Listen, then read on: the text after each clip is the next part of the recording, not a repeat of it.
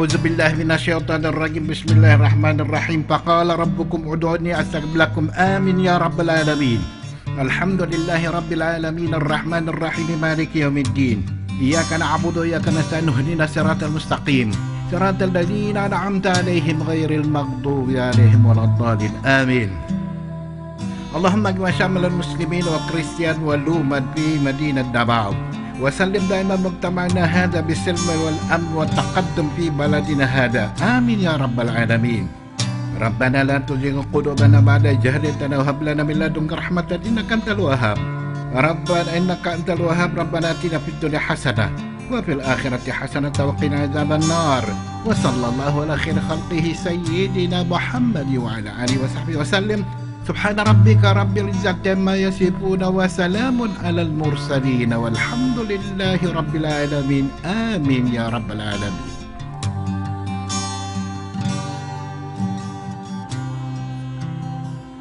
In the name of the Father, Son, and Holy Spirit. Amen. Our most gracious Heavenly Father, we come to you today to praise and worship you and give you thanks for all the things you continue to provide for ourselves and our families.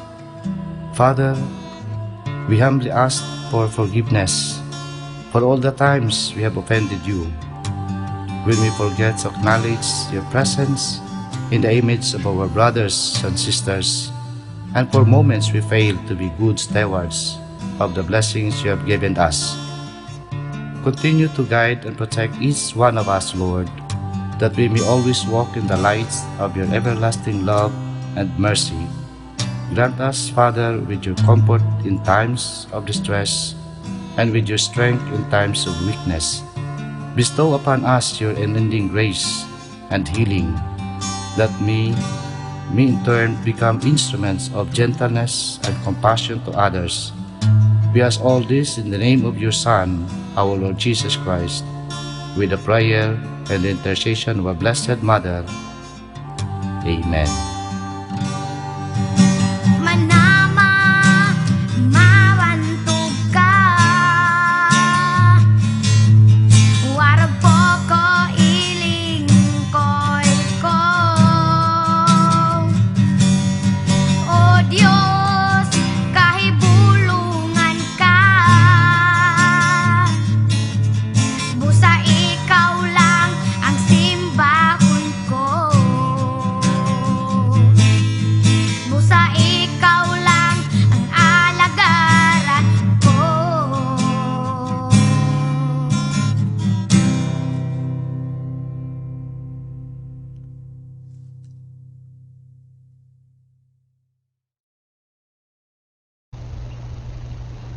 I hope that all of you are already settled in your most comfortable positions with your water bottles and other necessities so that your attention will not be interrupted while our training is ongoing.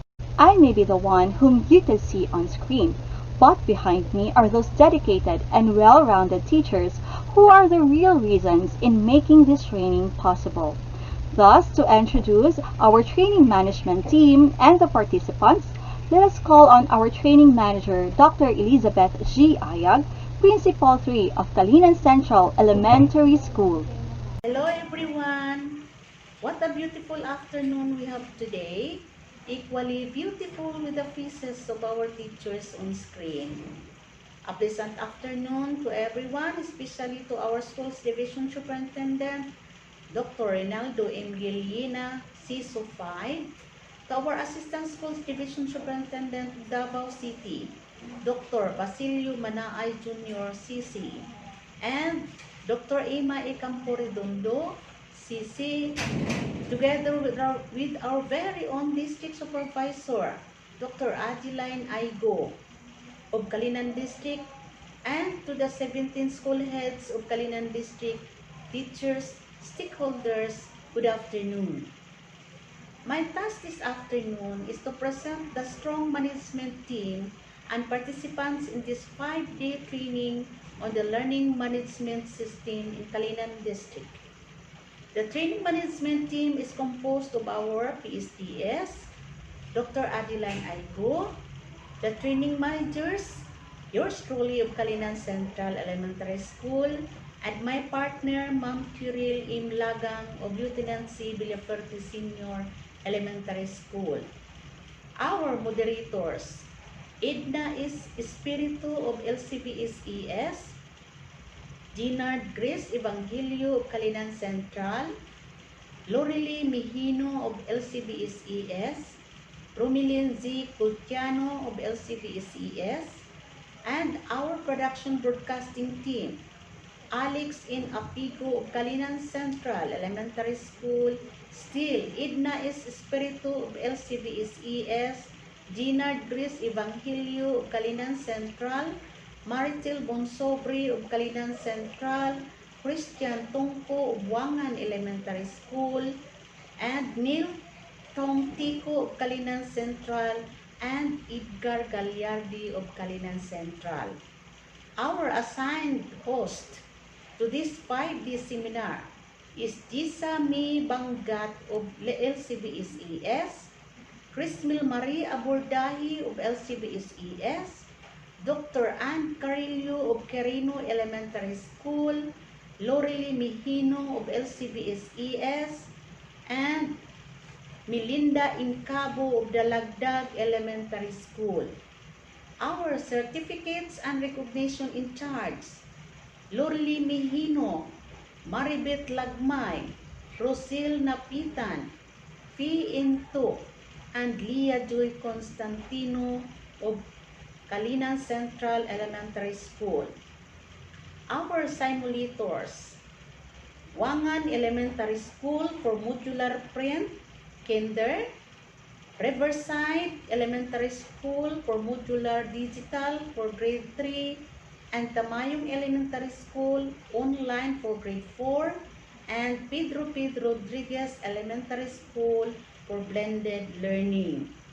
And for our process observer, Mrs. Nilita Sariliana, Principal 1 of Sirib Elementary School, Mrs. Cyril Imlagang, the Principal 1 of Villaferti Elementary School, Elizabeth Ayag of Calinan Central Elementary School, and Marivic Tungko of Kawayan Elementary School.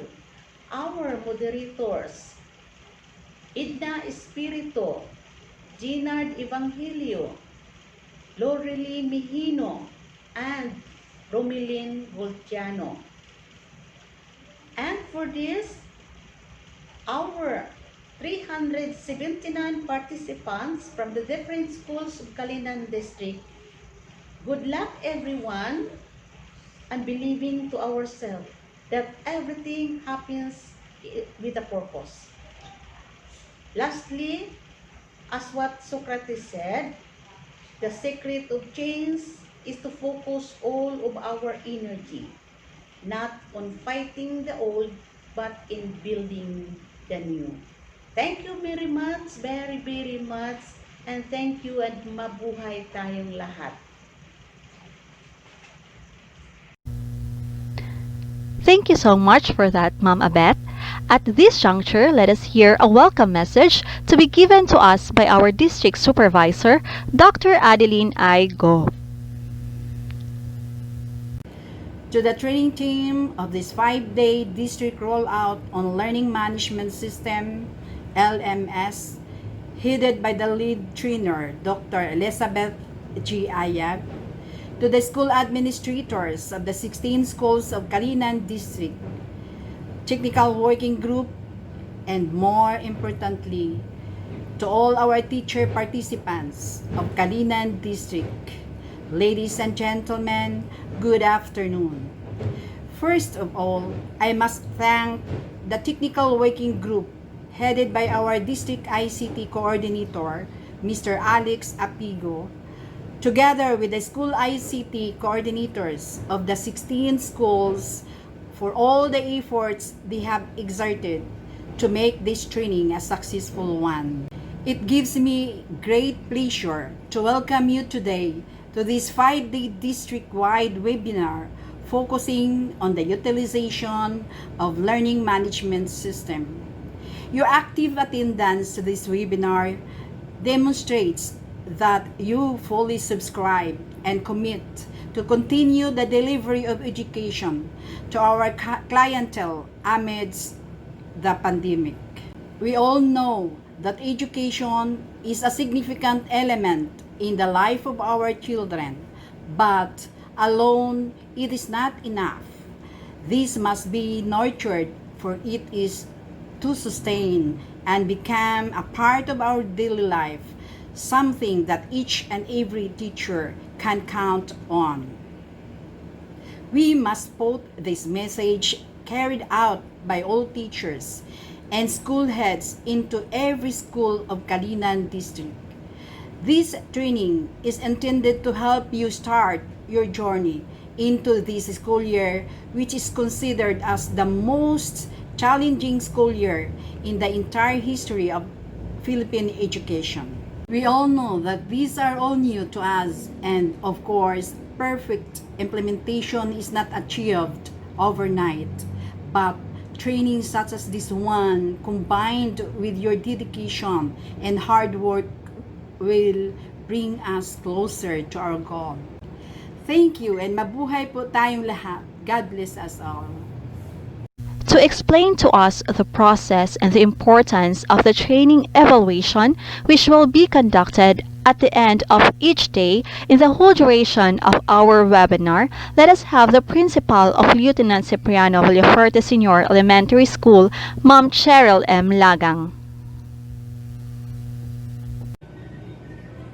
In accordance with the directive of the Office of the President that no face-to-face classes shall be held until the vaccine for COVID-19 becomes available, the distance learning delivery modalities or DLDM shall be implemented this school year 2020-2021. Pending issuance of the DepEd order and the policy guidelines on the implementation of learning delivery modalities for the formal education, the curriculum and instruction strand of DepEd Central Office provides the suggested strategies in implementing and managing DLDM. Thus, the Division of Davao City, in its effort to respond the Department of Education's call to Basic Education Learning Continuity Plan, initiates to conduct a district rollout on the Learning Management System, or LMS, to equip teachers on the delivery of the most essential learning competencies, or MELCs, using the LMS technology as the digital classroom. Specifically, this training hopes to fill in the distance gap of teacher-learner interaction by demonstrating the use of LMS in an asynchronous and synchronous method. The success of this training will also rely on the participants' engagement and participation by accomplishing the different reports or documents using Google Forms, such as daily attendance, daily evaluation, and program evaluation. Calinan District, through the guidance and supervision of our Public Schools District Supervisor, Dr. Adeline Aigo, expects that after this training, all school heads and teachers are ready to deliver the services to its learners, parents, and stakeholders. Thank you and good afternoon once again. And now to give us our house rules and code of conduct, which should be observed by all the facilitators and participants of this training, let us call on Ma'am Lorely Q. Mihino, Master Teacher 1 of Lieutenant Cipriano Villaferte Senior Elementary School. Hello, teachers! Hello, Calinan District! Welcome to the district training on the Learning Management System, or LMS. Here are our webinar rules. Number 1. Show up on time. For this 5-day training, you will be given links every day for the morning and the afternoon attendance. We must be watch advocates, as we value punctuality as an integral part of a true Filipino. Attendance have time limits. Morning attendance link starts at 8 a.m. to 10 a.m. Afternoon attendance link starts at 1 p.m. to 3 p.m. Number 2. Actively join in all sessions. Number 3. Questions will be entertained after all the speakers have presented. Number 4. Use the chat box for your questions. Finally, presentation materials with certificates of attendance and participation will be given if you answer the required pre-test and post-test, submit activity outputs, answer the daily evaluation, and accomplish the daily attendance. Thank you and enjoy the training.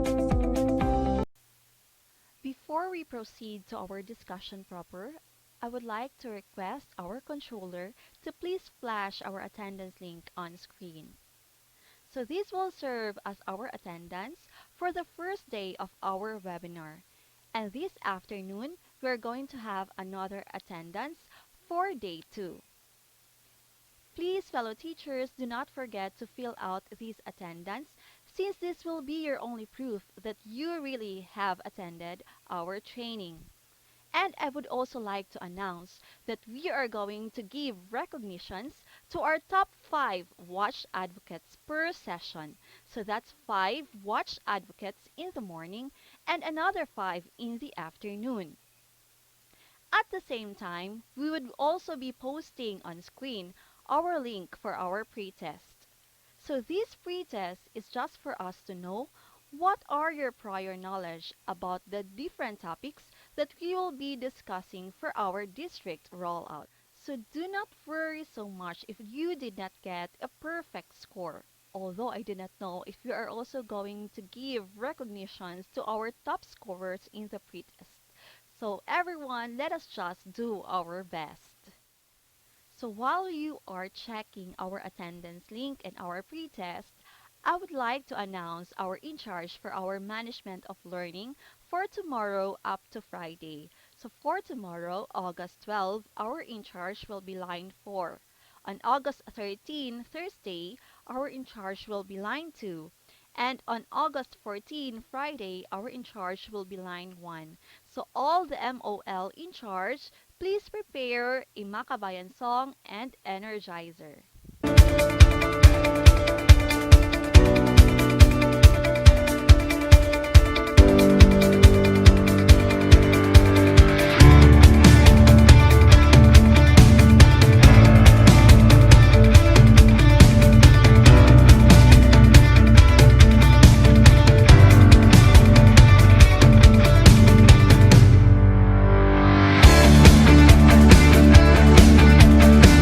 If you are now set and ready, then let us proceed to our first discussion this morning on learning management system. This learning management system is something that is not new to us, since we are already introduced to this in our previous webinars. But there is just a need for us to have a deeper understanding about this LMS, since this will be our platform in conducting online classes for school year 2020 to 2021 in the absence of face-to-face interaction. And one of the world's leading free open source learning management system is what we call Moodle. So to give us more information about this Moodle app, let us welcome our next speaker, Sir Christian Into. Magandang hapon sa lahat. Ako nga pala si Christian Into from Sirib Elementary School. Shoutout nga pala sa mga taga Sirib, especially sa aming butihing principal na si Ma'am Nilita Sarillana at lalong-lalo na rin sa mga nanunood ngayon. Ano ang ating inaasahan sa sesyong ito? Una, malalaman natin kung ano ang model. Pangalawa, ay kung bakit ito ang ginamit ng ating departamento upang magkaroon tayo ng learning management system sa dami-dami ng pwede naman magamit. At pangatlo ay kung ano ang kahalagahan ng model upang mailunsad ang ating DepEd learning management system na ginagamit natin ngayon. Alam kong hindi ito ang unang pagkakataon na narinig natin ang salitang Moodle. Dahil sa mga webinar na ating sinalihan, lalong-lalo na kung nandoon si Sir Mercy. Dahil binabanggit niya ito sa atin. Pero ngayon, may ibabahagi ako sa inyong bagong video na nanggaling sa aming training. Sana'y magustuhan nyo. Makinig po tayo at alamin natin ang tungkol sa model. Maraming salamat po. Department will be using Moodle for its LMS requirements. So bakit kaya Moodle? So Moodle is an open source software that was released in August 20, 2002. It is among the top 3 most popular LMS platforms in the world. In the Philippines, there are currently 157,000 active Moodle sites worldwide. Worldwide pala siya. Sa ating bansa, ang gumagamit sa kasalukuyan ay meron tayong 1,000 859 Moodle sites, which include private schools like Ateneo, Asia Pacific College, Mariam College, Mindanao State University, TESDA, University of the Philippines, Xavier University, and other private schools. Moodle was chosen over other LMS platforms for the following reason. Moodle is free and can be used by the department without the need to go through a procurement process, allowing it to deploy in time for school opening. So last time pina-download tayo ni Sir Mark C ng yung Moodle.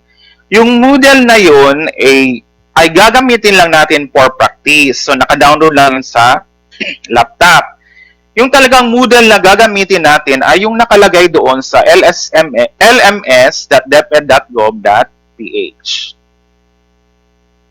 So the data of learners will reside in the Department of Education servers, which would allow the department to monitor usage and platforms analytics that would assess the effectiveness of the LMS in responding to the COVID-19 pandemic. Mahirap naman po tayo kung lalabas at mag-i-internet.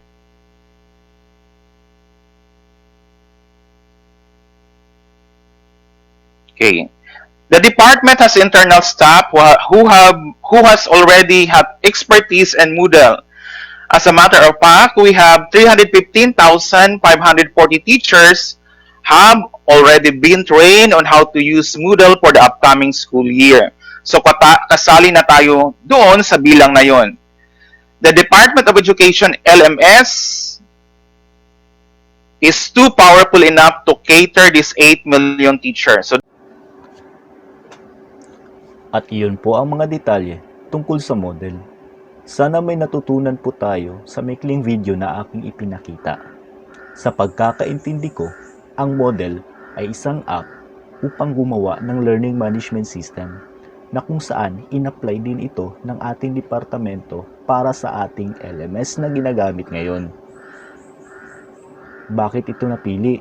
Sa tingin ko, napili ito dahil bagkus na ito ay libre, ay marami kang pwedeng dumako naman tayo sa ating learning management system. Ang pag-aaral ano po ang ating gagawin ngayon? Hihimayin po natin ang ating account sa learning management system mula sa umpisa hanggang sa paggawa ng course. Alam kong hindi ito bago sa inyo dahil sa mga nakaraang webinar ay nagawa na natin ito. Ano po ba ang requirements natin ngayon dito upang maisagawa natin ito? Inaasahan ko po na tayo pong lahat ay meron na pong account sa lms.deped.gov.ph. Tama po yun, sa lms.deped.gov.ph. Bakit di ko po ginamit yung lmstest.deped.gov.ph na bago ngayon? Dahil hindi pa po active ang account ko doon. Kaya sa webinar na ito, ang gagamitin ko ay yung dating lms.deped.gov.ph. Pero wag pong mag-alala dahil ayon sa ating District ICT Coordinator ay na si Sir Alex Apigo ay hindi po nagkakalayo ang features ng dalawang platform. Kaya hayaan nyo po ako ngayon na i-share sa inyo ang aking screen upang maisagawa na po natin ang ating Exploring LMS platform. Thank you.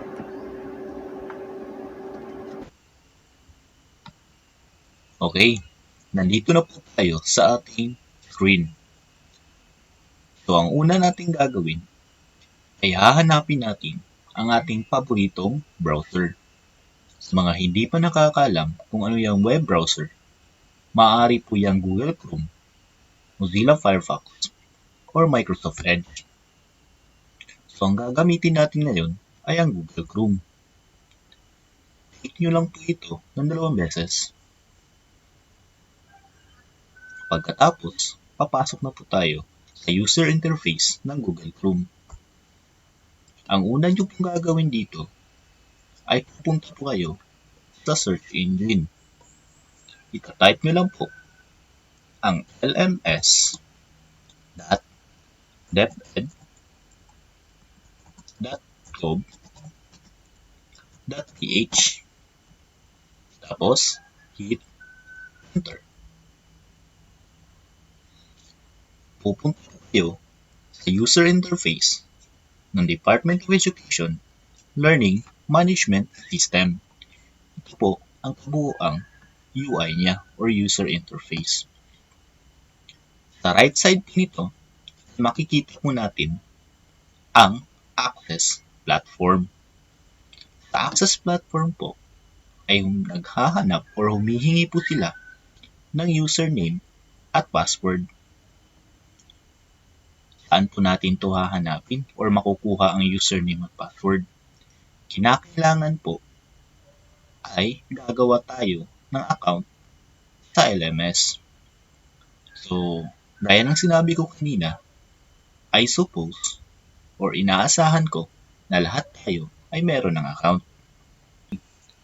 Sa mga hindi pa po nakagawa ng LMS account, ay pupunta po tayo dito sa new account.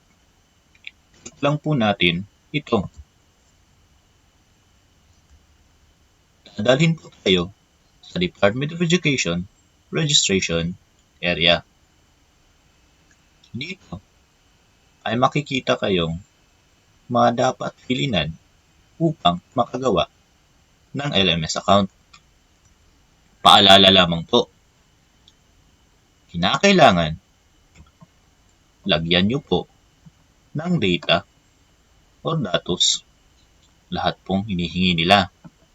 Lalong-lalo na po yung mayroong exclamation point, meaning yan po ay required.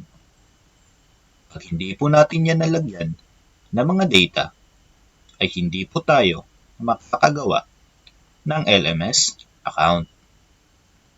Ngayon, simulan natin ang pag-register. Una, username. Sa username po ay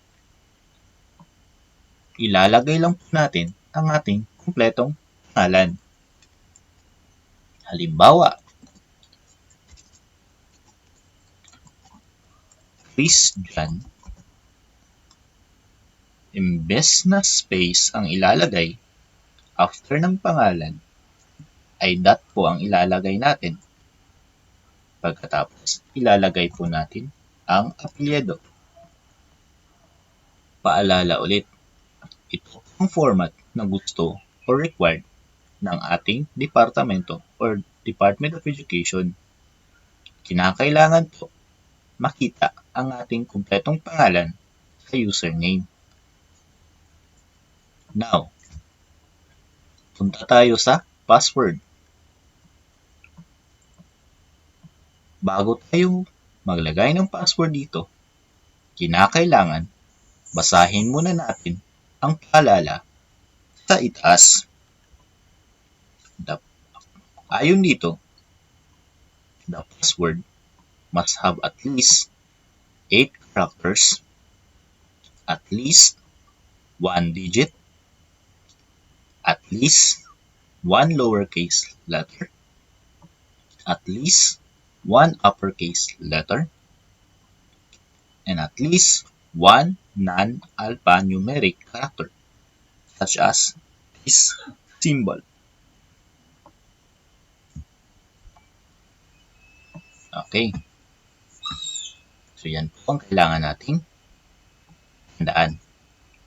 So, susulat or magta-type na po ako dito ang aking password.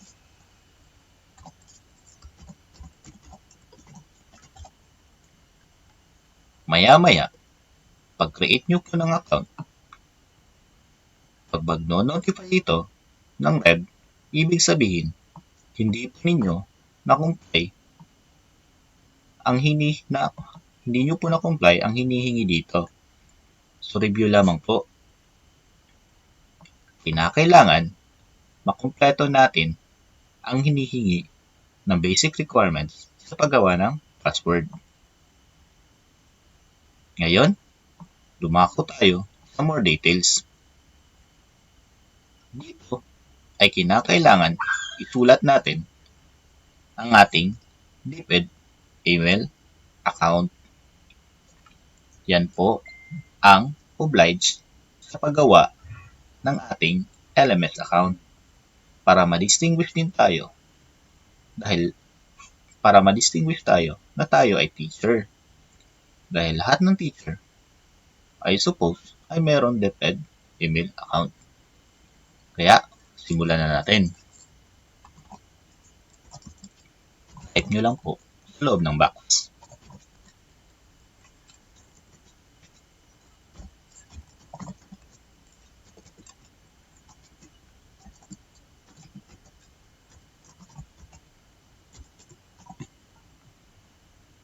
Uulitin nyo po ito sa ibaba.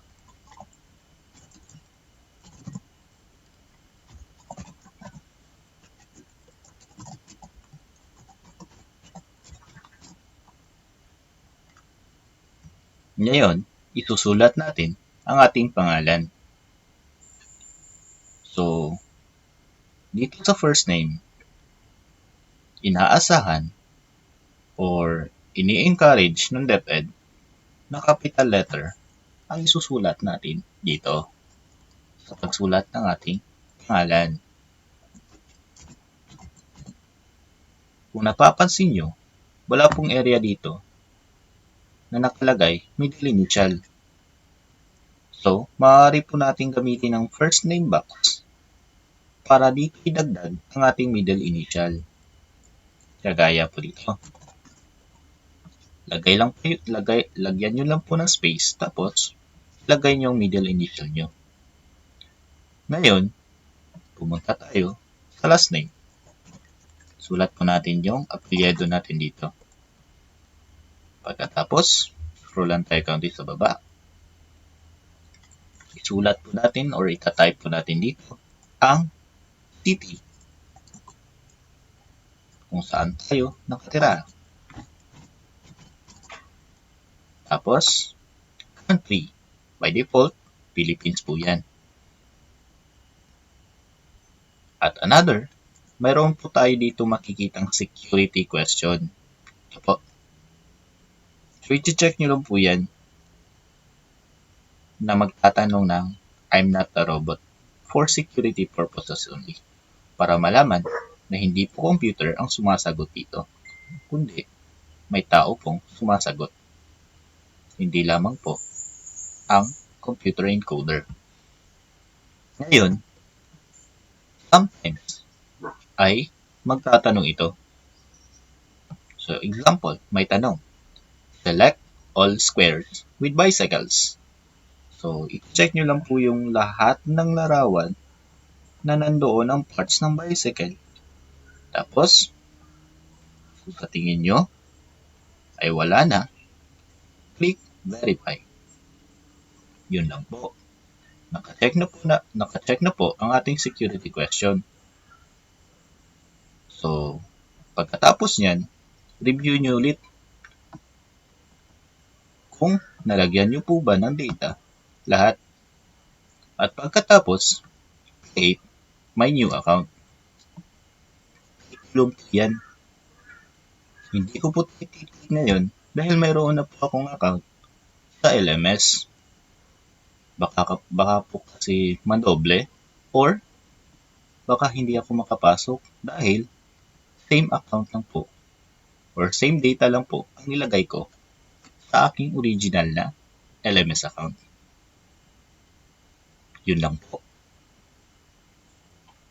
At tapos, balik po tayo doon. Hindi ko po ito i-create ng new account kasi tapos na po ako niyan. So, babalik po tayo doon sa user interface.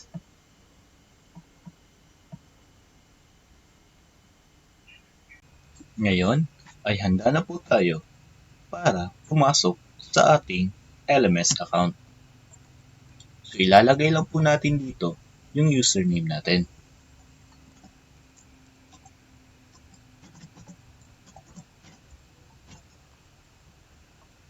Pagkatapos, yung password na inilagay natin kanina.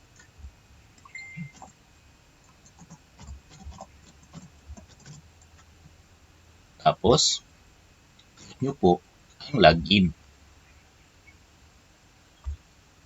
Maya't maya, papasok na po tayo sa ating LMS account. Hintayin lang po natin.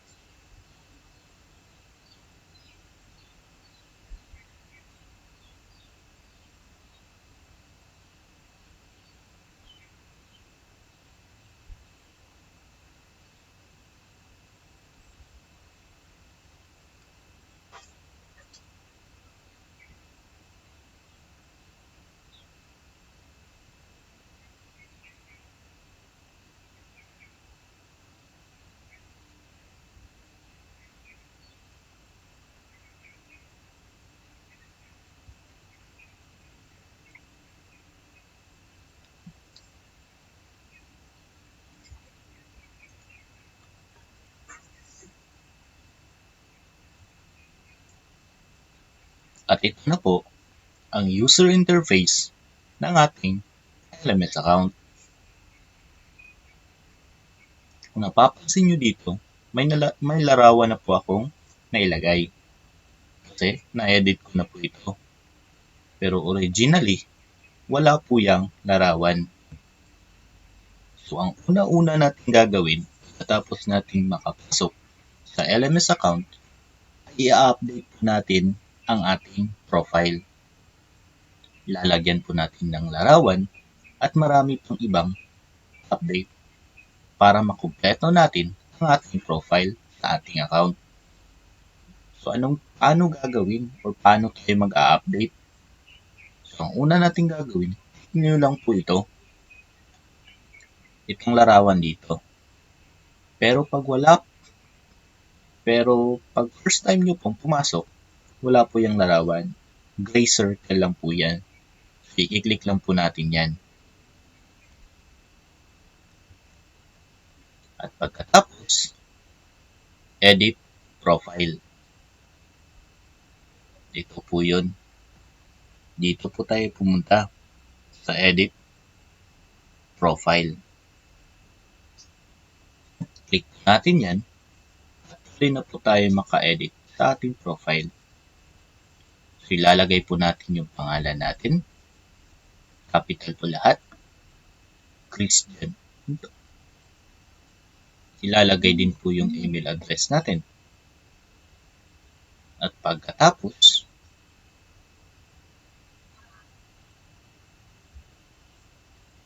by default, piliin nyo lang po yung allow only other course members to see my email address. Lagay nyo po yan yung city nyo, saan kayo nakatira, at yung country nyo. Dumako tayo sa baba. So, paano ko napalitan o nalagyan ng picture yan? So, dito tayo sa user picture. Ang gagawin natin, mag-upload lamang tayo ng ating picture.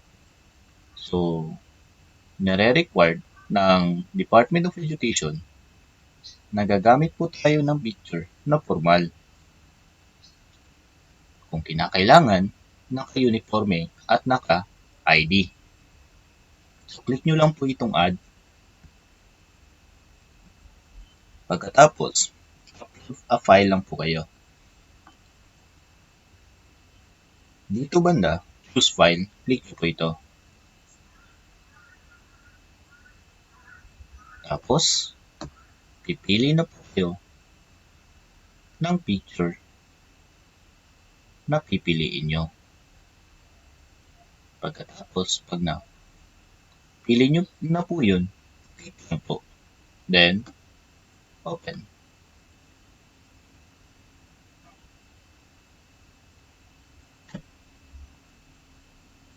Pagkatapos, upload this file.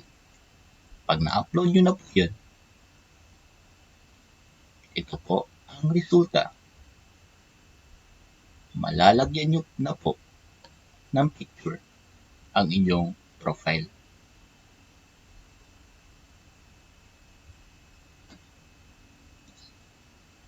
Uulitin ko, ang unang-una nating gagawin pagkatapos nating gumawa ng or makapasok sa learning management system ay ang paggawa ng ating profile. Ngayon, ang ituturo ko po sa inyo ay kung paano gumawa ng LMS courses. So inaasahan ko po na tayong lahat ay meron ng LMS account. Mangyari lamang po na mag-login tayo. Pagkatapos po nating mag-login, ito po ang bubungad sa atin. Ang user interface ng Department of Education Learning Management System. Ang unang-una po nating pupuntahan dito pag gusto nating gumawa ng ay ang Site Home. Makikita nyo po dito sa kaliwang bahagi. Ito po, Site Home. Click nyo lang po yan. At lalabas po dyan ang mga course categories.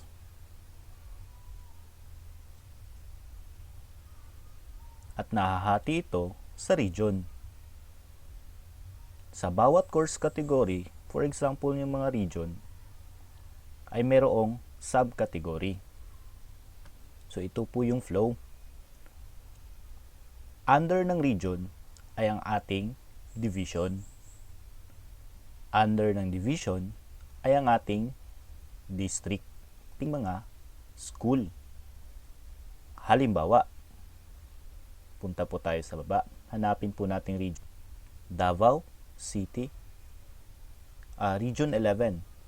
Hahanapin natin ang ating division, ang Davao City Division. Click lang po natin to. Tapos, bubungad na sa atin ang mga district na kasali sa Davao City Division. Ngayon, hahanapin natin ang ating district, ang Calinan District. Ito po yun. I-click po natin ito. At makikita na natin ang mga paaralan sa Calinan District. So, kumpleto po ito. By the way, ang gumawa ng mga subcategory na ito ay ang ating District ICT Coordinator ni Sir Alex. So, siya lang ang may kapangyarihan na gumawa ng subcategory sa ating district. Ngayon, dadako tayo sa paaralan. Hahanapin natin ang ating paaralan. Halimbawa, ang aming paaralan ay Sirib Elementary School. At ito po yun. Click po natin ito.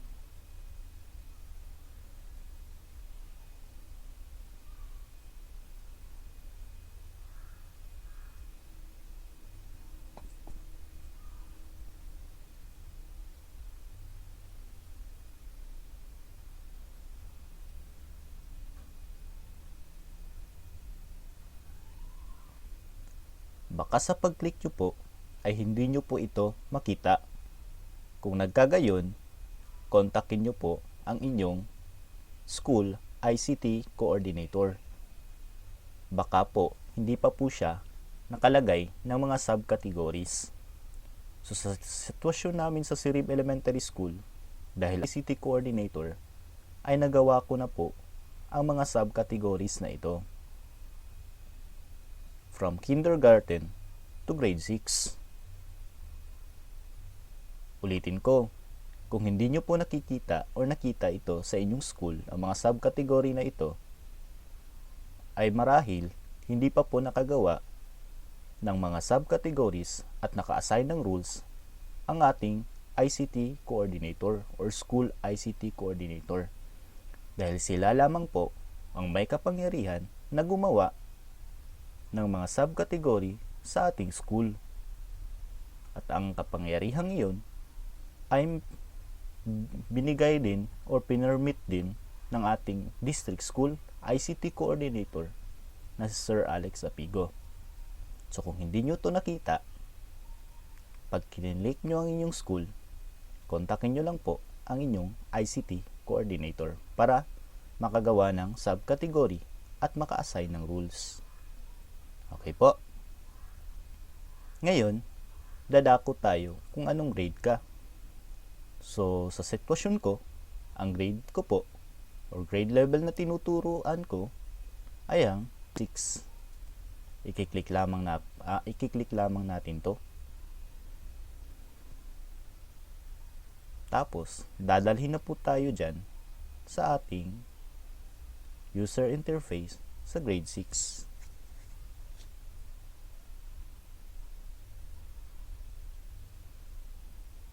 Ito po. So, lumabas na po. So, nag-assign na po din ako ng rules dito. Or rules or yung mga teachers na sino yung mga advisors ng bawat grade level. So, sa grade 6, dalawa po kami. So, ngayon, since ako ang gagawa ng course sa aking grade level or sa aking section, so, i-click ko po ito, pangalan ko.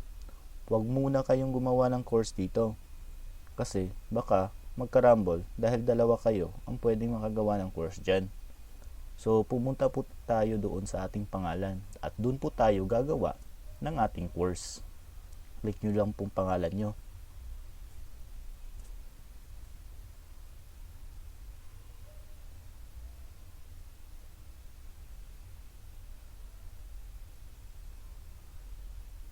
Hintayin nyo lang po na lalabas yun. Ayun, lumabas na po a new course.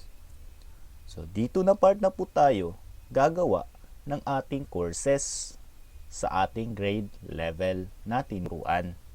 Ulitin ko po, dito po tayo gagawa ng ating mga courses sa mga grade level na ating tinuturuan. So, mamaya, before tayo mag-a-add ng new course, pansinin nyo po ito. So, ito pong dashboard natin dito, mamaya, ay papupunta yan sa ibaba. At may madadagdag na mga dashboards dyan sa itaas. Para saan yun? Yun yung mga tab or dashboards ng new courses natin. Para mas maintindihan ninyo, mag-a-add na po tayo ng new courses.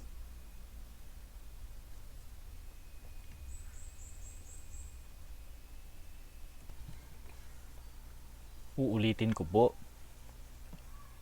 Pupunta po tayo ngayon sa add a new course. Click lang po natin ito. Pagkatapos, dadalhin po tayo nito dito sa mga kailangan nating i-fill in para makagawa ng new course. Ano ang mga ito? Ito po yung mga general, description, course format, appearance, files and uploads, completion tracking, groups, role renaming, and tags. Pero huwag mag-alala, 3 lamang po ang ating lalagyan ng information dito. Ito yung pinaka-basic na kailangan nating gawin para makagawa ng new course. Una, yung general. Ulitin ko, 3 lamang po ang ating gagalawin. Una, ang general. Dito, makikita nyo ang course full name, course short name, course category, course visibility, course start date, course end date, and course ID number. So, ang lalagyan lang po natin dito ay ang course full name. Paalala lamang po, pag gagawa po tayo ng course full name, uunahin po natin paglagay ng school ID number natin. Ulitin ko po, uunahin ang paglagay ng school ID number natin. For example, sa amin, 12 95 42. Pagkatapos, ilalagay natin ang subject na ating ituturo dito. Halimbawa, sa akin, Araling Panlipunan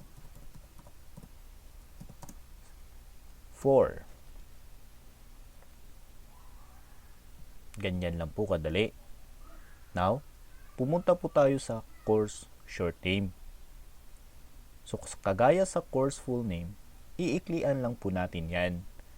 Pero, mauuna pa rin ang ating school ID number. Tapos, imbis na kumpleto ang pangalang Araling Panlipunan 4, gagawin nating Aralpan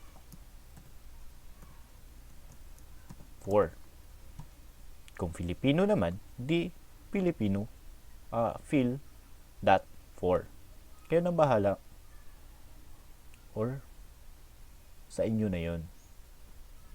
Ngayon, by default, huwag nyo na pong galawin ang course category. Sa course visibility, by default pa rin po yan.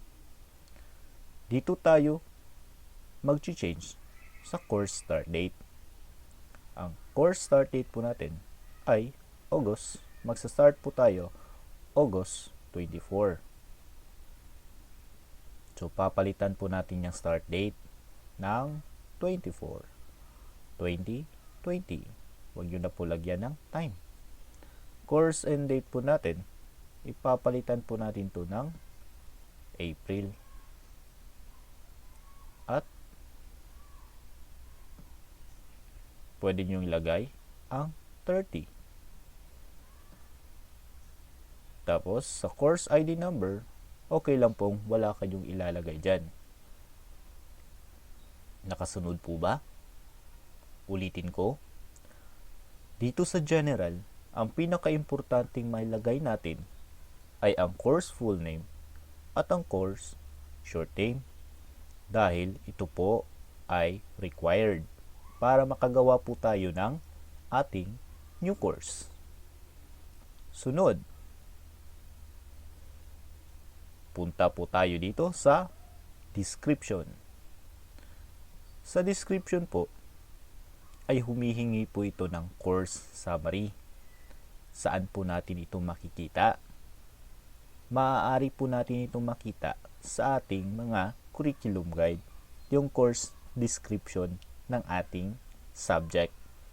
Halimbawa, sa akin, Aralpan 4. So, may nakalaan na po ditong tab para makuha ko po ang course description. Pwede nyo po itong kopyahin lahat or paikliin. Tapos, copy nyo lang po at ilalagay po natin doon. Right click lamang po at paste. Ito po yun, ang course description ng ating subject. Ulitin ko, saan galing ang course summary? Doon po sa course description ng ating curriculum guide or sa ating MELC.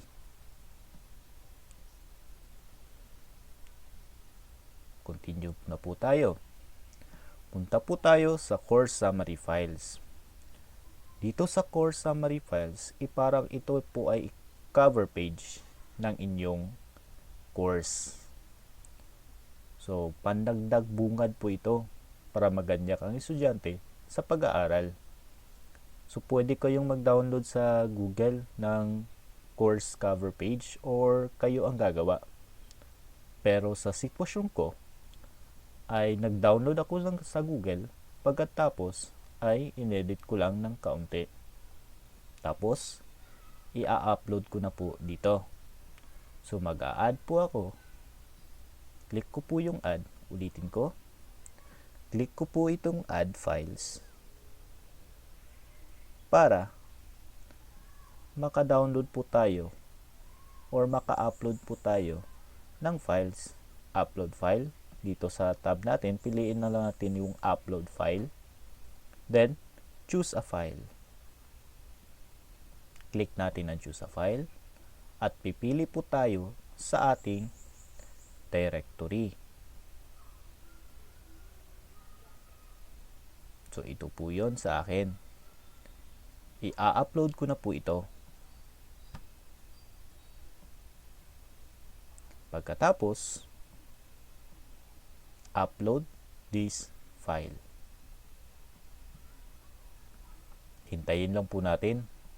Depende po sa inyong connection sa internet, ang bilis ng pag-upload niyan. Yun, lumabas na po ang ating cover page or course summary files. Makikita nyo po yan dito once na naging successful po ang ating pag-a-add ng course summary files. So, dalawa na po yun. Balik po tayo. Una, yung general. Pangalawa, yung description. Gaya ng sinabi ko, 3 lamang po ang ating gagalawin dito. So, si course format po ay default na po yan. Okay na pong hindi natin galawin yan or i-edit. Nakadepende rin po yun sa inyo kung gusto nyo i-edit. Ang appearance, huwag nyo na pong galawin yan. Ang file uploads, ito po ay pwede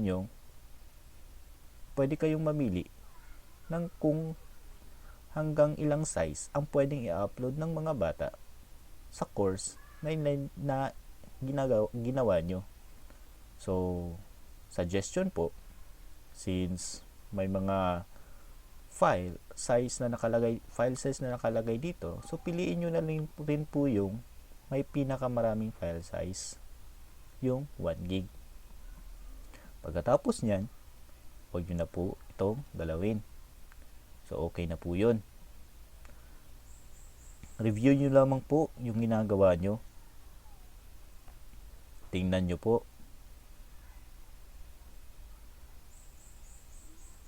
Kung okay na po, ay pumunta po tayo dito sa Save and Return.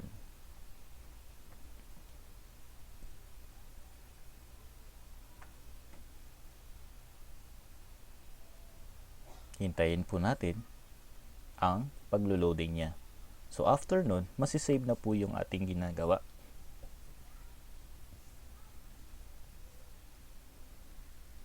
So, ito na po yung ginawa nating course. Ito po yung cover page na ina-upload ko.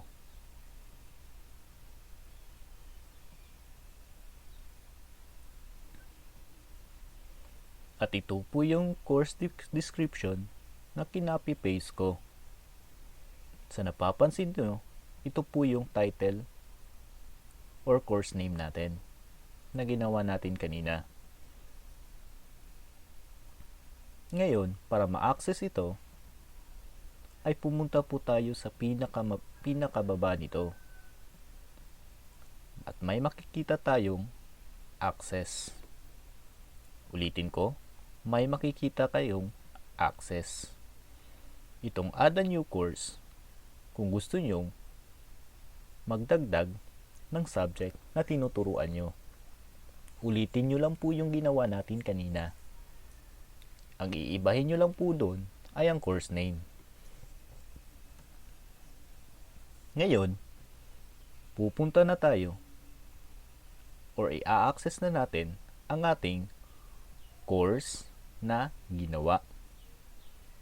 Click po natin itong access button. Pag-click nyo dyan, dadalhin po tayo nyan sa ating course. So, ito po yung user interface ng ating course. So, napapansin nyo, Ito po yung course name natin. 1295-42, Araling Panlipunan 4. Gaya ng sabi ko kanina, tingnan nyo po yung dashboard. Napunta po sa baba dahil may mga nadagdag dito na mga tabs. Ang tawag sa tabs na ito, itong course section, participants, badges, competencies, at grades, ang tawag sa kanila ay class record. So ito po yung mga tabs na gagamitin natin para ma-edit at may madagdag tayo at ma-change natin or ma-customize natin ang ating course na ginawa. Ang 1295-42, Araling Panlipunan 4. So ang una-una nating gagawin dito, sa napapansin nyo, may topic 1, 2, 3, at 4 ito. So, bilang teacher, para hindi tayo malito, papalitan natin to ng pangalan, ang topic 1, 2, 3, at 4. Ang ipapalit natin dyan, yung mga markahan. Ang topic 1 bilang unang markahan, topic 2 bilang ikalawang markahan, topic 3 bilang ikatlong markahan, at topic 4 bilang ikaapat na markahan. Paano natin yan i-change? Madali lamang po. I-change po natin yan or papalitan natin yan sa pamamagitan ng settings icon na to. I-click po natin yan. Tapos, may lalabas na mga pwede mong gamitin command. Ang edit settings, ang turn editing on, ang course completion, filters, gradebook setup, backup, restore, import, share, reset, and more settings. Pero sa araw na ito, ang ituturo ko lang ay paano mag-change or mag-rename ng topic, ng mga word na topic na yan sa gusto nating ipangalan sa kanila, which is yung mga unang markahan, ikalawang markahan, ikatlong markahan, at ikaapat na markahan. So, ang pipiliin po natin dito ay ang turn editing on. Click po natin to. Yun. So, sa napansin nyo, hindi po ito ang user interface ng ating course kanina. Nung klinik po natin yung turn editing on na makikita sa settings icon, ay lumabas na po ang mga command upang maka-edit po tayo ng ating course. So, una nating gagawin ay i-edit po natin itong mga word na topic. Imbis na topic, i-change po natin ito ng unang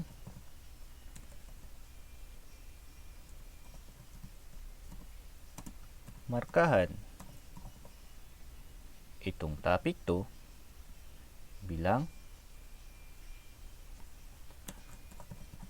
balik muna tayo, unang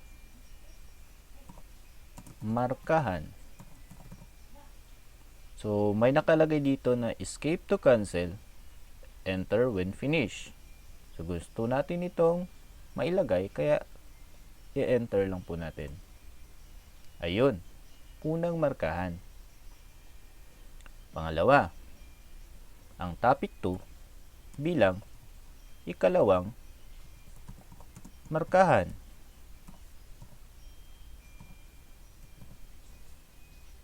Tapos, hit the enter. Ang topic 3 bilang, click nyo lang po itong pencil icon para ma-edit. Bilang ikatlong markahan.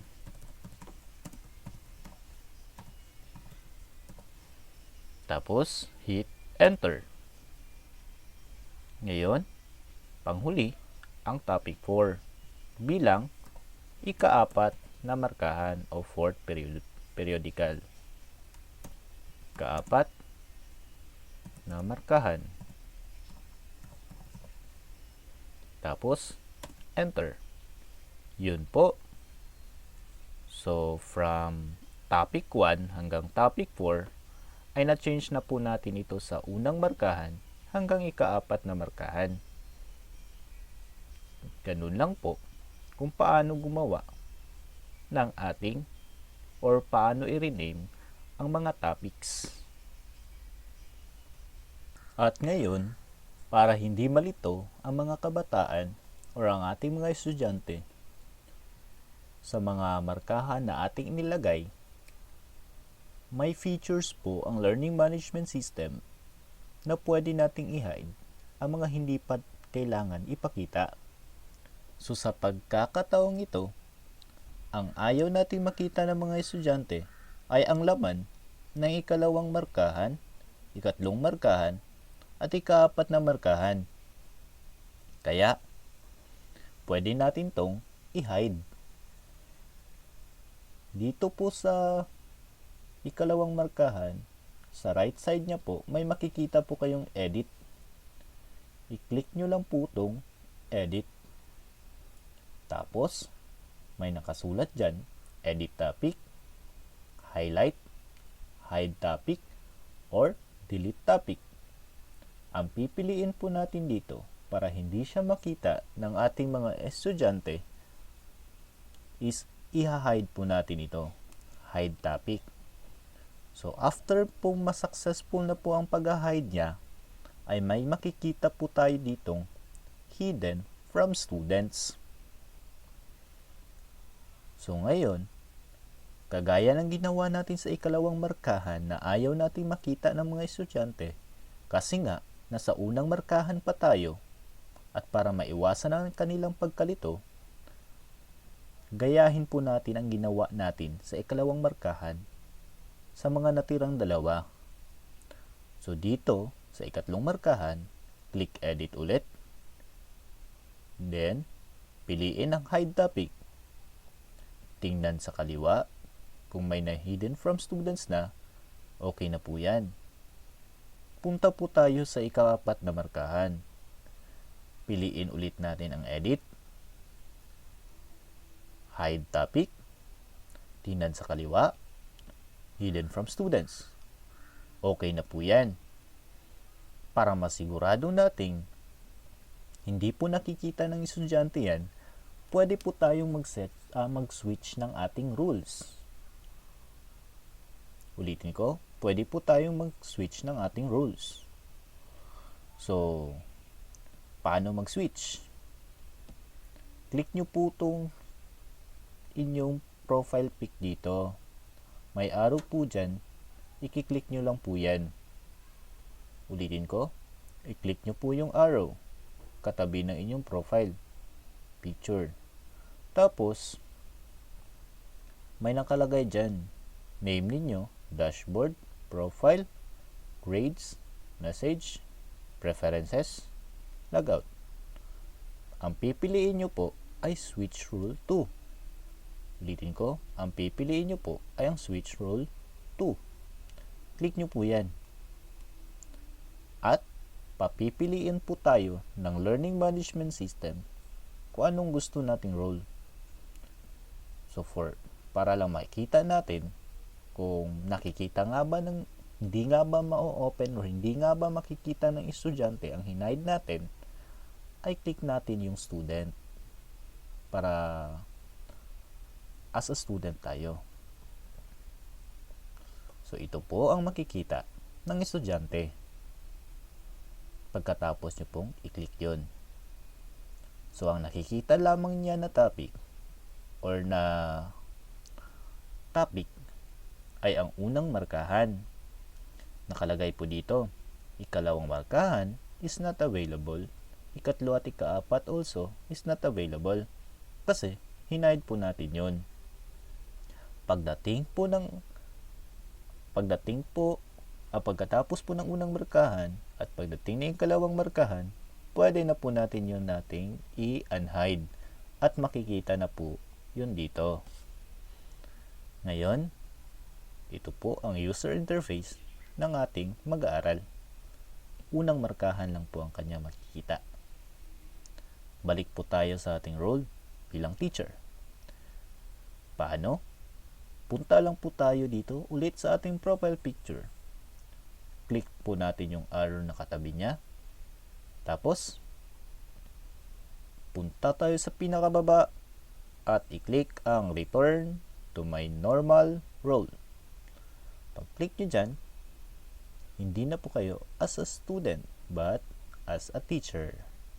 Ngayon ay nakabalik na po tayo sa user interface ng ating teacher. Magfo-focus po tayo ngayon sa paggawa ng ating activities sa unang markahan. So, ang unang gagawin natin ay kailangan maipalabas natin yung mga edit na settings. So, paano yun ilabas ulit? Hanapin ulit natin yung settings icon. Ito po yun. Click po natin yan. Tapos, balikan po natin yung turn editing on. Ulitin ko. Para maka-edit tayo ulit, punta sa settings. Tapos, click po yan at piliin ang turn editing on. Click po natin yan. At lalabas na po ang edit command. So, sa unang markahan po tayo magfo-focus. So, dito, pipili na po tayo ng activity at ng mga resources.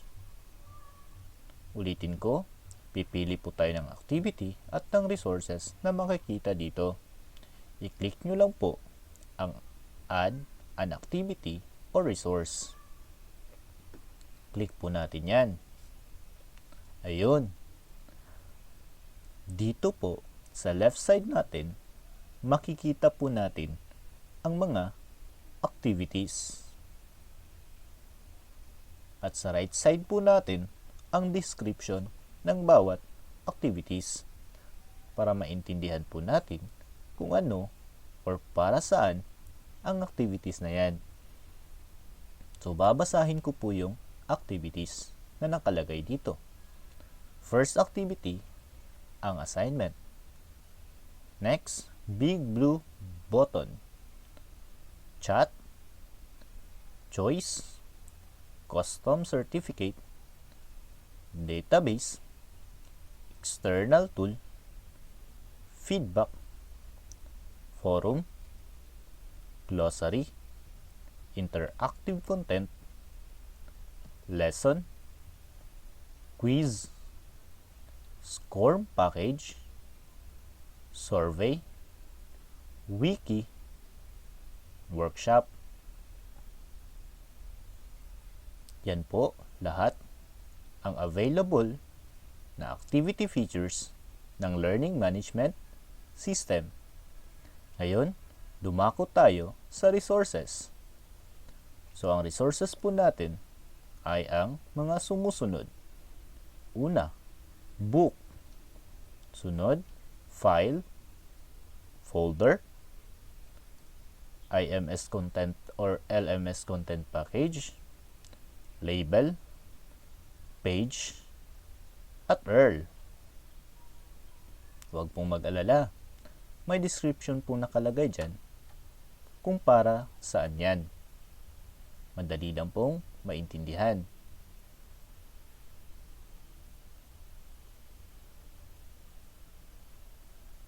At sa training po natin ngayon, hindi ko po isa-isahin ang activities at ang resources for we don't have time or enough time.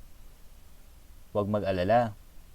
Mayroon po kaming link na ibibigay sa inyo or Google Drive link na ibibigay sa inyo na nandoon na po lahat ang training kung paano gamitin ang bawat activities na binanggit ko at ang bawat resources na binasa ko.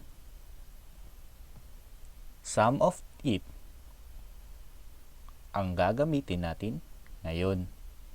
Ulitin ko, huwag mag-alala kung hindi natin na-discuss dahil may Google Drive link po kaming isi-share sa inyo para mas maintindihan nyo kung paano gamitin ang bawat activities at ang bawat resources.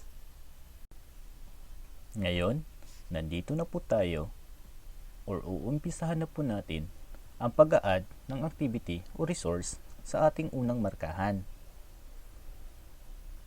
So, kinakailangan ganito po ang user interface ninyo.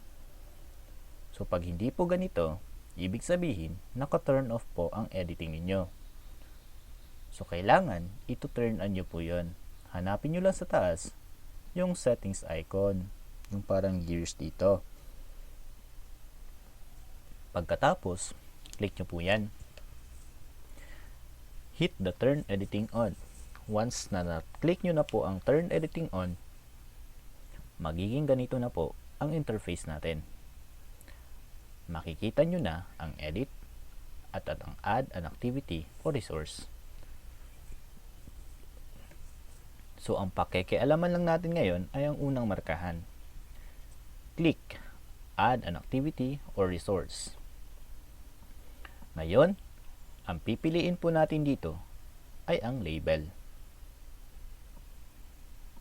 Always po, label po ang una nating pipiliin. Bago ko po sabihin ko anong dahilan, babasahin po natin muna ang description ng label at ang gamit nito. The label module enables text and multimedia to be inserted into the course page in between links to other resources and activities. Labels are very versatile and can help to improve the appearance of a course if used thoughtfully. So, ito po yung gamit ng label. Labels may be used, first, to split up a long list of activities with a subheading or an image. Second, to display an embedded sound file or video directly on the course page. Then lastly, to add a short description to a course section. So ngayon, ang gamit ng ating label ngayon is para mailagay natin ang mga specific days para sa ating unang markahan. So, sa naaalala nyo, ang unang markahan ay nahahati ito sa week. From week 1 to week 10. At ang bawat week ay mayroong 5 araw. From day 1 to day 5. So, ang gamit ng label ay para mahati iyon. At para mailagay natin ng maayos at para hindi malito ang ating mga mag-aaral. Para mas maintindihan po natin, ay i-click po natin ang add. Pero kinakailangan, dapat tandaan, na click nyo na po muna yung label bago po kayo maglalagay ng add or mag-click ng add. Now, since nakatick na po ang ating label, mag-a-add na po tayo. Okay. So, ito po yung user interface ng adding a new label sa ating unang markahan. So, may mga kailangan po tayong ilagay dito para sa ating label. So, first, yung general label text na rin. Ilalagay natin dito ang week 1. Ang araw ng week 1, pwede nating i-bold. Agosto 24 hanggang 28 2020. Yan po ang ating week 1. Pwede nyo pong i-italize at marami pa pong ibang magagamit dito. Explore nyo lang po. Pwedeng mag-add po ng audio, ng video, or mag-upload tayo ng audio at video file. Now, hindi po muna natin yan gagamitin. Pagkatapos nyan, punta tayo sa baba. Common Module Settings, Availability, Show on course page, by default na po yan. Pati po ang ating restrict access, by default po yan. Pati po sa ating activity completion, may kaunti lang po tayong i-change dito.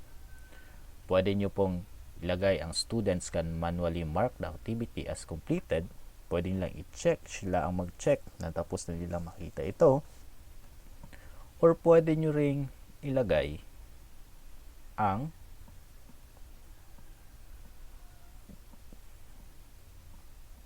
do not indicate activity completion.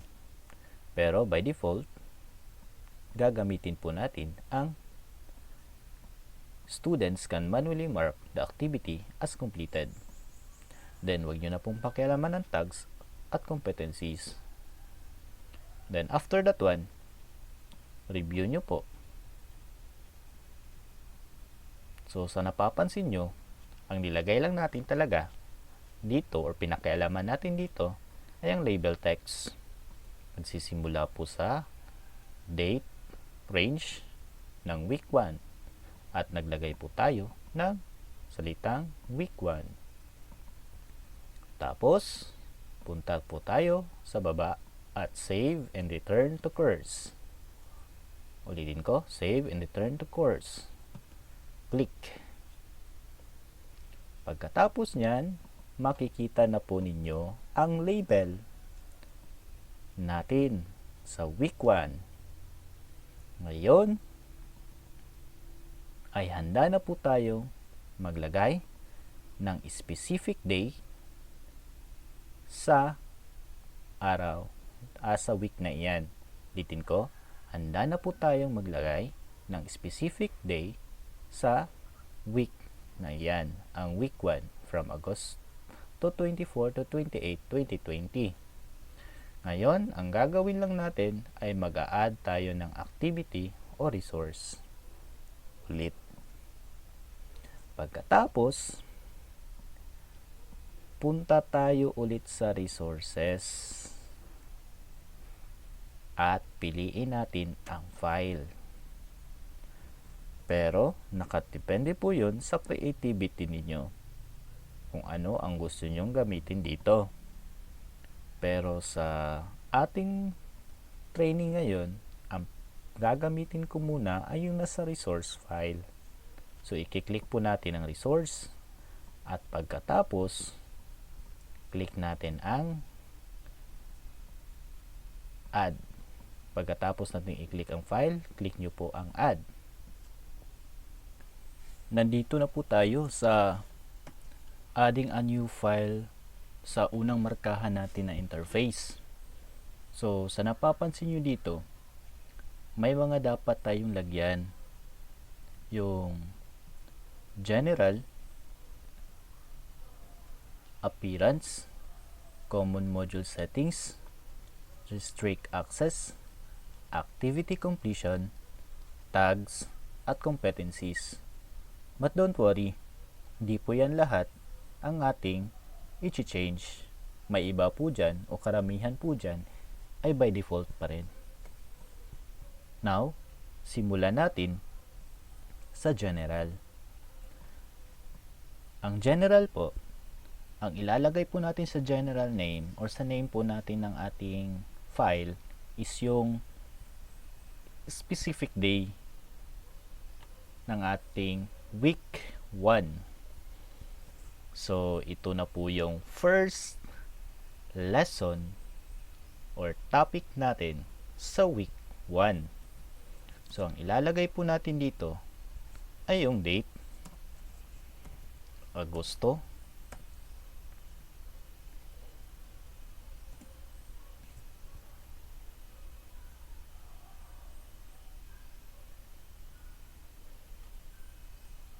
(24)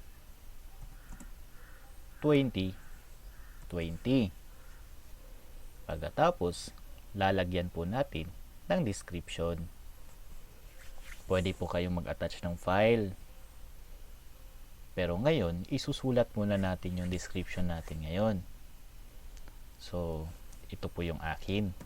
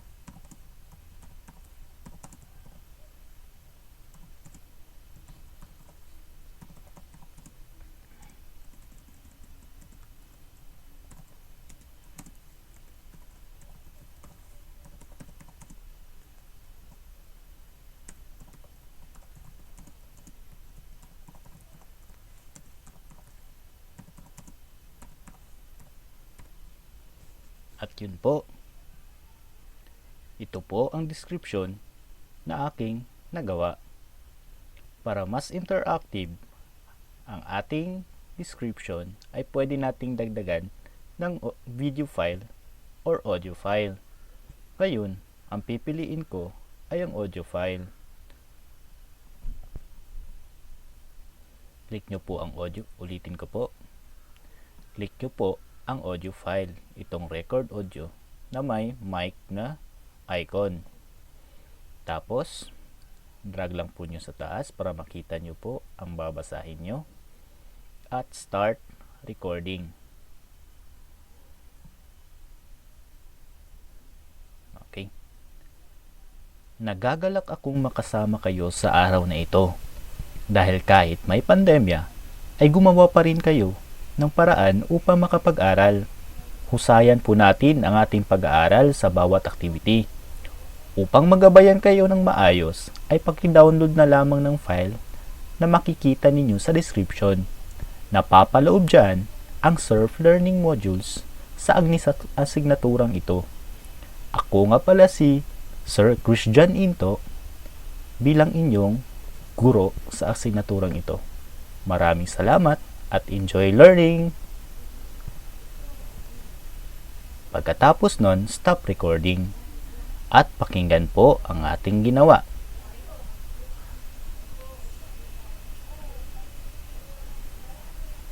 Okay. Nagagalak akong makasama kayo sa araw na ito. Dahil kahit may pandemya, ay gumawa pa rin kayo ng paraan upang makapag-aral. Pagkatapos nyo pong pakinggan, ay attach recording. Hintayin nyo po mag 100% completed.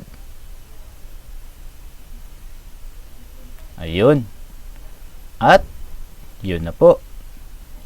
Nakalagay na po dyan ang ating audio file. Pagkatapos, huwag pong kalimutan i-check ito. Display description on course page. Kasi kapag hindi po natin yan i-click, ang mangyayari ay hindi po yan makikita ng ating estudyante. Kaya, i-click po natin yan. Ngayon, punta tayo sa Select Files. Piliin po natin ang Add Files. So, i-click po natin yung Add Files. Pag-click po natin dito, lalabas po ang window na makikita ang Upload a File. Now, sa right side po nito, ay pipiliin natin ang Choose File. Meaning, mamimili po tayo ng file sa ating drive. So, gaya ng sinabi ko kanina, ay may ipapadownload ako sa aking mag-aaral self-learning module. Kaya, yun ang aking i-upload para madadownload din nila. Click po natin, hanapin po natin ang file. At ito po yun. Open. Tapos, upload. Hintayin po natin. Nakadepende po ang pag-upload sa bilis ng inyong internet. Magtiyaga lang po tayo. Ayun! Na-upload na po natin ang ating self-learning module sa AralPan. Paalala lamang po, itong first activity ko po ay getting to know each other lang muna. Kaya, hindi masyadong maraming activity ang nilagay ko. So, pagprepresenta lamang po ito ng aking sarili bilang kanilang advisor or teacher or guro sa asignaturang ito. At, maida-download nila ang self-learning module since first day po ito ng klase. Ngayon, tubako tayo sa appearance. Sa appearance po, pwedeng by default, hayaan nyo po yan. Pwede pong piliin ang show size, show type, show upload modified date, or display resource description. Nasa inyo po yun kung i-check nyo po yan lahat. Sa common module settings, okay na po yan by default. Sa restrict access, okay na po diyan by default. Pero pag gusto nyo pong may restrict na or may mapiling audience dyan, kung sino man, ay pwede nyo po yung pakialaman. Pagdating po dito sa activity completion, may i-click po tayo dito.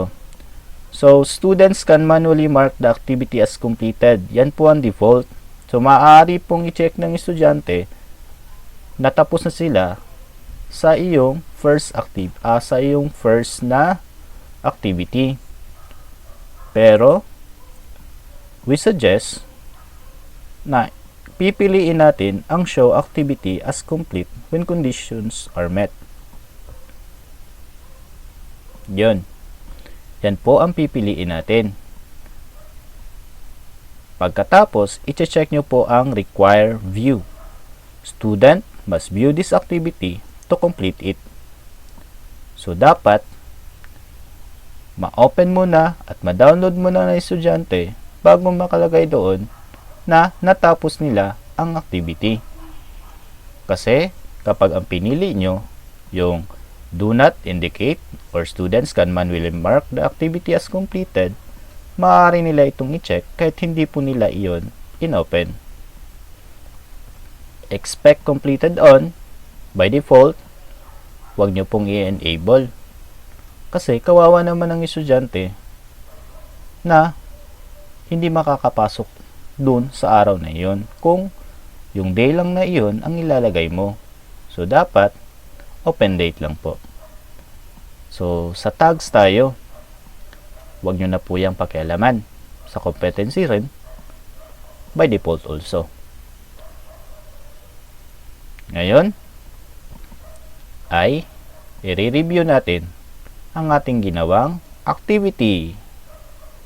Ulitin ko, ang name niya ay ang date ng activity mo. Sa akin, ito yung first day of school. Kaya yan ang nilagay ko. Ang focus ko dito ay getting to know each other. Kaya, nagpapakilala ako sa aking description. At nagbigay ako ng maikling mensahe. Pagkatapos nyo isulat yan, huwag kalimutan na i-check ang display description ng course page para makita ng estudyante ang ginagawa mo. Then, select the files. Sinabi ko sa description ko na mayroong self-learning module silang ida-download para magabayan sila sa kanilang pag-aaral. Kaya, nag-upload ako ng Aralpan module. Now, check nyo lang po kung okay na. Dito sa description, maaari po kayong magdagdag ng video file, ng link galing sa mga web browser nyo. Pwede nyo ring i-bold to lahat, i-italize lahat,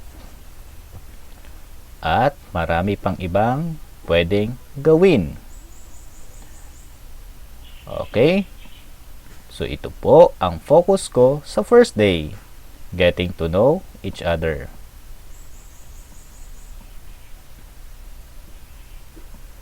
Ngayon, kung wala ng problema, save and return course na po tayo.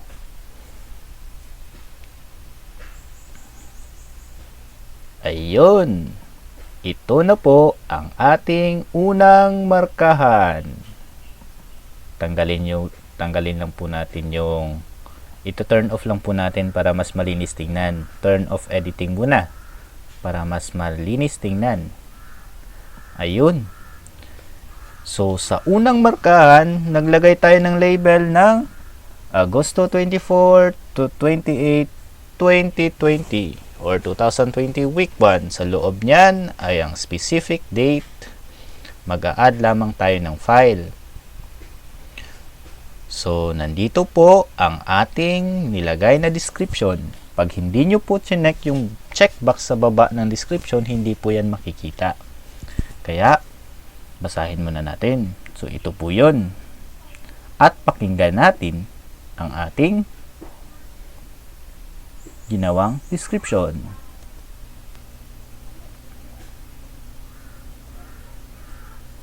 Okay. Nagagalap akong makasama kayo sa araw na ito dahil kahit may pandemya. Kung hindi nyo naririnig, kasi nag-headset po ako. So, pero maririnig po talaga ito. At yun po ang kabuuan kung paano mag-a-add ng activity at kung paano tayo maglalagay ng specific date at file sa bawat activity na ginagawa natin. So, kung gusto nyo pong i-edit ang inyong ginawa, maaari po kayong i-check ulit ang turn editing on sa ating editing icon.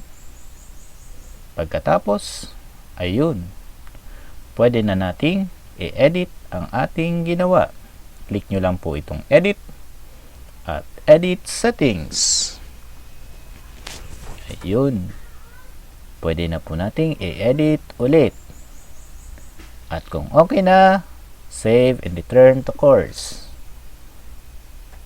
Okay. Para makita po ninyo ang user interface o anong itsura ng kapag ang estudyante ang titingin ng ating ginawa, ay pupunta po tayo dito sa ating profile ulit, profile pic. Magsi-switch tayo ng role bilang estudyante. Pipiliin po natin ang student. At ayun. Ito po yung makikita ng ating estudyante. Unang markahan, week 1, Agosto 24, 28, 2020. Tapos, nailagay po natin dito ang ating first day na may file. Pag i-click nila po ito, pagkatapos lang basahin, pagkatapos lang pakinggan ang recorded audio, i-click nila po ito at dadalhin po sila sa isang site na pwede nilang i-download ang ating module. Hintayin lang po natin. Ito, kung naalala nyo, ito po ang module na in-upload ko kanina. At ito po ang magiging gabay nila para sa kanilang pag-aaral. Okay, balik na po tayo. So, ito po ang makikita ng estudyante. So, napansin nyo, may check na yan. Kanina, wala pa po yan check. So, inopen man natin to kanina, kaya, nung inopen natin, pagbalik natin, may check na siya. Dahil yun sa ating settings kanina na ginawa. Okay, balik tayo switch ulit tayo sa rule natin. Sa normal rule. Click po natin yan. Okay. So, ito po ang mga maaari nating gawin sa ating learning management system. Kung gusto nyong mag-add ulit ng day, so same pa rin ang gagawin. Turn editing on. Tapos, add an activity o resource. Pili kayo kung anong i-add nyo dyan. Kung file ba, at marami pang iba. Tapos add. Then, lalagyan nyo po mga data na kailangan nyong ilagay at save and return. Pagkatapos, makakagawa na kayo ulit ng panibagong activity. Sa mga nagtatanong, paano gamitin yung ibang activity? Huwag mag-alala. May Google Drive po kaming i-share sa inyo. Nakalagay doon ang lahat ng video na makakatulong sa pag-explore ng learning management system at kung paano gamitin ang mga hindi natin nagamit kanina na activity at na mga resources. Huwag pong mag-alala. Mas malinaw po ang kanilang pagpapaliwanag doon. Maraming salamat po sa pakikinig at yun po ang mga paraan kung paano gumawa ng new courses sa DepEd Learning Management System. Maraming salamat po at sa uulitin, paalam!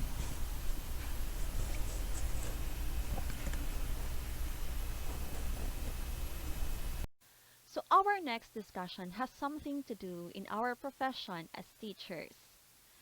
We are always exposed to this as it is part of our flag raising ceremony. In fact, we always ask our students to memorize this. Yes, I'm talking about our vision, mission, and core values. Tayo kaya mga teachers, memorize ba natin ang ating mission, vision, and core values? At kung memorize natin, do we really understand its true meaning and its gravity? So to help us internalize the true purpose of our vision, mission, and core values, let us have our next facilitator, Ma'am Sherry May Apigo from Calinan Central Elementary School. Thank you, ma'am, and good morning. To our District Supervisor, Dr. Adeline Aigo, to our training managers, Dr. Elizabeth G. Ayad, and Ma'am Cheryl Lagang, to our school heads of the different schools in Calinan District, to my fellow teachers, parents, and students, good morning. Before I will introduce to you our first speaker for this morning session, I know all of us teachers, we've already memorized the DepEd vision, mission, and the core values. Am I right, teachers? Not only as teachers, as well as our pupils. For us teachers, we dream of students who who are competent and prepared enough to face everyday life. We teachers dream to have students who are holistically developed and ready for life. The DepEd and we, the teachers, have the same goal in mind. That is to produce students who are skilled with right values and competencies that they can use as they go on with their day-to-day lives. In order for us to learn more of this vision, mission, and the core values, let us listen carefully to our speaker. Our speaker for this topic, the vision, the mission, and the core values, is a classroom science teacher in Daniel R. Aguinaldo National High School. Teachers, let us all welcome Sir Chito R. Napitan. I am Chito R. Napitan, a classroom science teacher from Daniel R. Aguinaldo National High School. My task this afternoon is to share with you the guiding statements of the Philippine Department of Education, which I learned from the presentation of Dr. Danny Kanda during the Regional Training of Trainers for the Learning Management System entitled Embracing DepEd Vision, Mission, and Core Values. As a result from watching this presentation, you are all expected to internalize your roles aligned with the understanding of DepEd's vision, mission, and core values. Once you internalize your roles aligned to our organization's vision, mission, and core values, you are expected to, first, reflect on the deeper meaning of DepEd's vision, mission, and core values, and second, to convey their pledge of commitment in the realization of the DepEd vision, mission, and in upholding of DepEd's core values. To embrace an organizational mantra, objectives, and dreams, for the non-crafters of it require effort. An effort to make the men and women in the organization understand the underpinning principles, concepts, contexts, and experiences that led to the realization of these big statements. The vision, mission, and our motto, the core values of the Department of Education. Before we go over to the details of this presentation, I have a question to all of you. How do you see your incoming learners 10 to 20 years from now? I will give you 20 seconds to think of an answer. You may share your answers in the comment section below.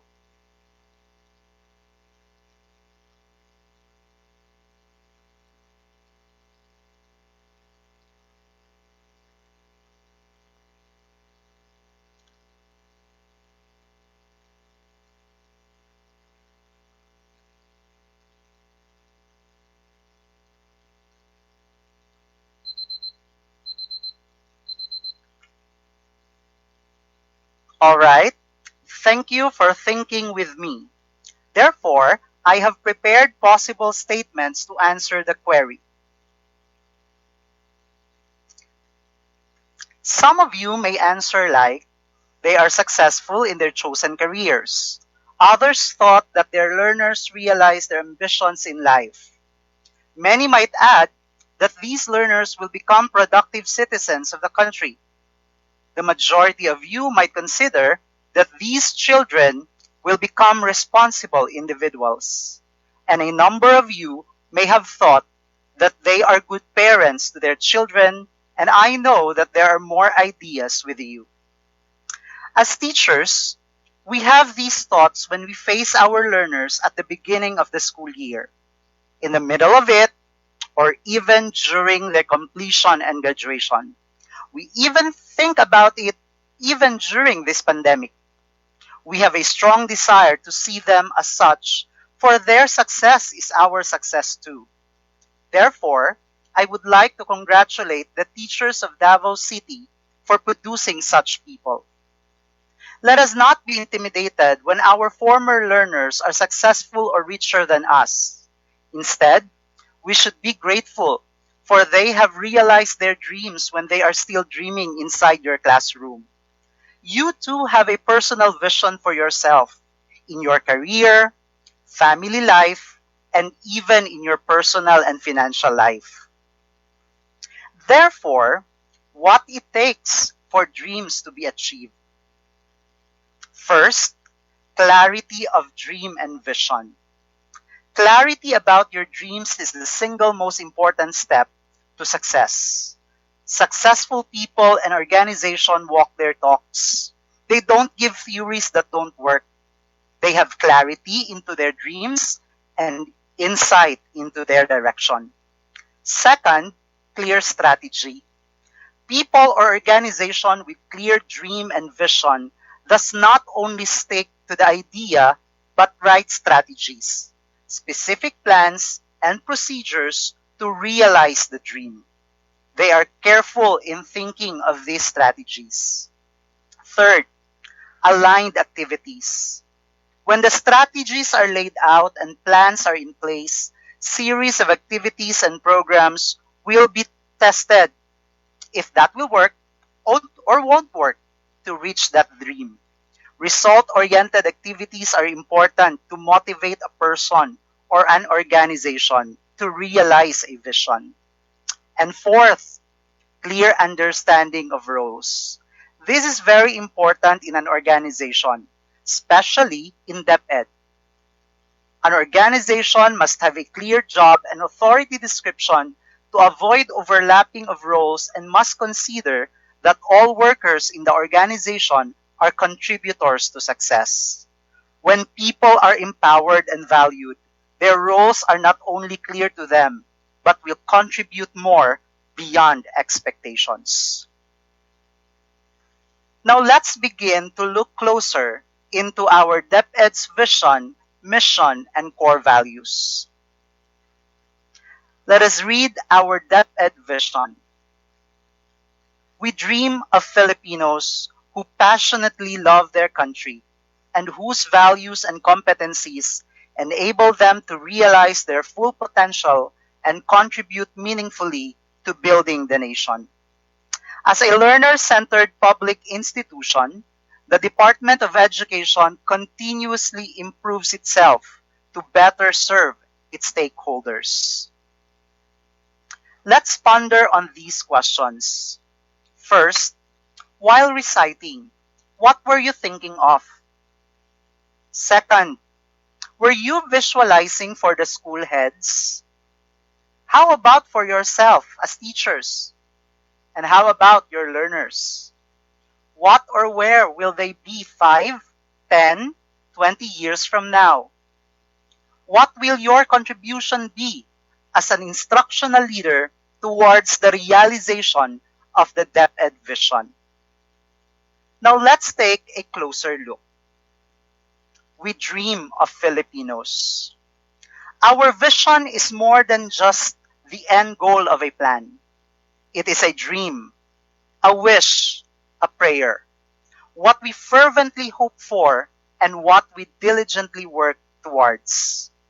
By envisioning, we begin to fulfill our mandate and responsibilities stated in Republic Act 9155 or Governance of Basic Education Act of 2001 and do our duty as Filipinos. Next, who passionately love their country.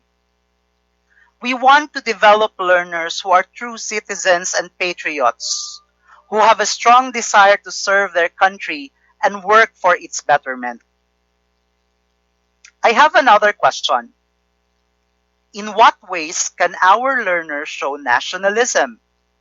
How can we as teachers reinforce this nationalism? To stand and proud and sings the Philippine national anthem during flag ceremony is a desirable behavior every learner must learn. However, nationalism goes beyond routines. It is best demonstrated when our learners do it with passion and love, translating these routines to tangible actions like supporting local products, participating in community activities, using social media to promote Philippine pride, and many more. As teachers, we can reinforce these by modeling these behaviors to them. It sounds cliche, but our learners learn best when they see it through credible adults like us. And whose values and competencies? We need to do two things. First, inculcate the values deemed necessary and desirable, and train students to make sure they have the necessary competencies. By looking at our K-12 framework, the ultimate goal of this curriculum is to produce a whole person. A person who does not only possesses the knowledge and skills, but also the necessary attitudes and values. Let us not forget that as we teach the mind, we should equally educate the heart. Then we have enable them to realize their full potential. What do you want to be when you grow up? That is why career guidance is very important in every school year, in every schools, to motivate our learners to choose a career, and in effect, they will become contributors to nation building. Teachers also teach them values and morals in the hope that one day, when they do find their talents and realize the greatness that they have within them, they can choose to use this for good. We need to make sure that these are happening in every classrooms, not only in Davao City, but in the entire Philippine archipelago. As young as they are, our students have already their ambitions in life, and teachers need to nurture that ambition into the hearts of our students. As instructional leaders, let us help ensure that we are nurturing teachers in the classroom. Every learner in our classroom is a potential.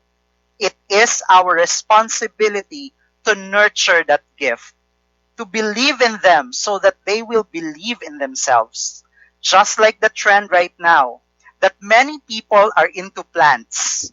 When we make an effort to plant, we must also make sure that we can provide it with basic needs and care so that it will bloom. We don't plant out of boredom. We plant because we love the plants. Humans are complex beings. Our learners are coming from different contexts and family backgrounds, from a different socioeconomic background, as well as varied culture. Therefore, it takes energy and effort to educate them so that one day they can stand on their own, ready to meet life's surprises head on.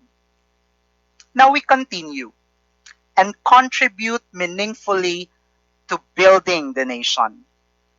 Because as a learner-centered institution, we want them to know how to improve themselves and realize their dreams while keeping in mind the state of their country and the welfare of their people. In turn, Filipinos realize their potential, not for selfish gain, but to contribute to building a nation every Filipino deserves. As a learner-centered public institution, the Department of Education is the government agency that formulates, implements, and coordinates policies, plans, programs, and projects in areas of formal and non-formal basic education. Always remember this, that as we are a learner-centered public institution, in all our decisions and actions, we put the Filipino learner first. Again, we put the Filipino learner first, and the teachers are second to that. The Department of Education continuously improves itself. Just like our students, we do not stop learning. We constantly seek to be better, both as an institution and as individuals. That is why There are so many programs in our educational system for our learners. Some of it may be a direct program that helps our learners. Others are indirect, some of which are Brigada Eskwela, Abot Alam, Alternative Learning System, Gulayan sa Paaralan, Light Ed, Open High School Program, and all other special programs for science, mathematics, arts, foreign language, and journalism. There are also Festival of Talents and sports competition so that our learners can explore their potential. And these programs kept on improving year by year. As Charles Darwin has once said, and I quote, "It is not the strongest of the species that survives, nor the most intelligent. It is the one most adaptable to change." We constantly seek to be better, both as an institution and as individuals. This pandemic brought havoc to the lives and livelihood of billions of people worldwide. Education systems around the world are affected beyond imagination. However, if we only look at only one side of the coin, we fail to see the opportunities it brought. Such an opportunity is the availability of our system to be creative in developing programs to address the desire that education must happen and should continue. We will never know new islands if we will not dare to sail the uncharted waters. The target is not perfection because nobody's perfect. The target is continuous improvement. Continuous improvement is a methodology that continually assesses, analyzes, and acts on the improvement of key processes, focusing on both the customer need and the desired performance that enliven DepEd's commitment to building a culture of continuous learning and improvement. It is in this line that CI's context is integrated into the learning environment to better respond to the changing times and to mobilize the vision of shaping a culture that will have a direct and relevant impact to the learners. Continuous improvement must and should be done at this time, for there are so many lessons that this pandemic has taught us. Who have thought or who has thought that we can have a webinar like this with the aid of technology? These are new to us, but we have seen that it is doable.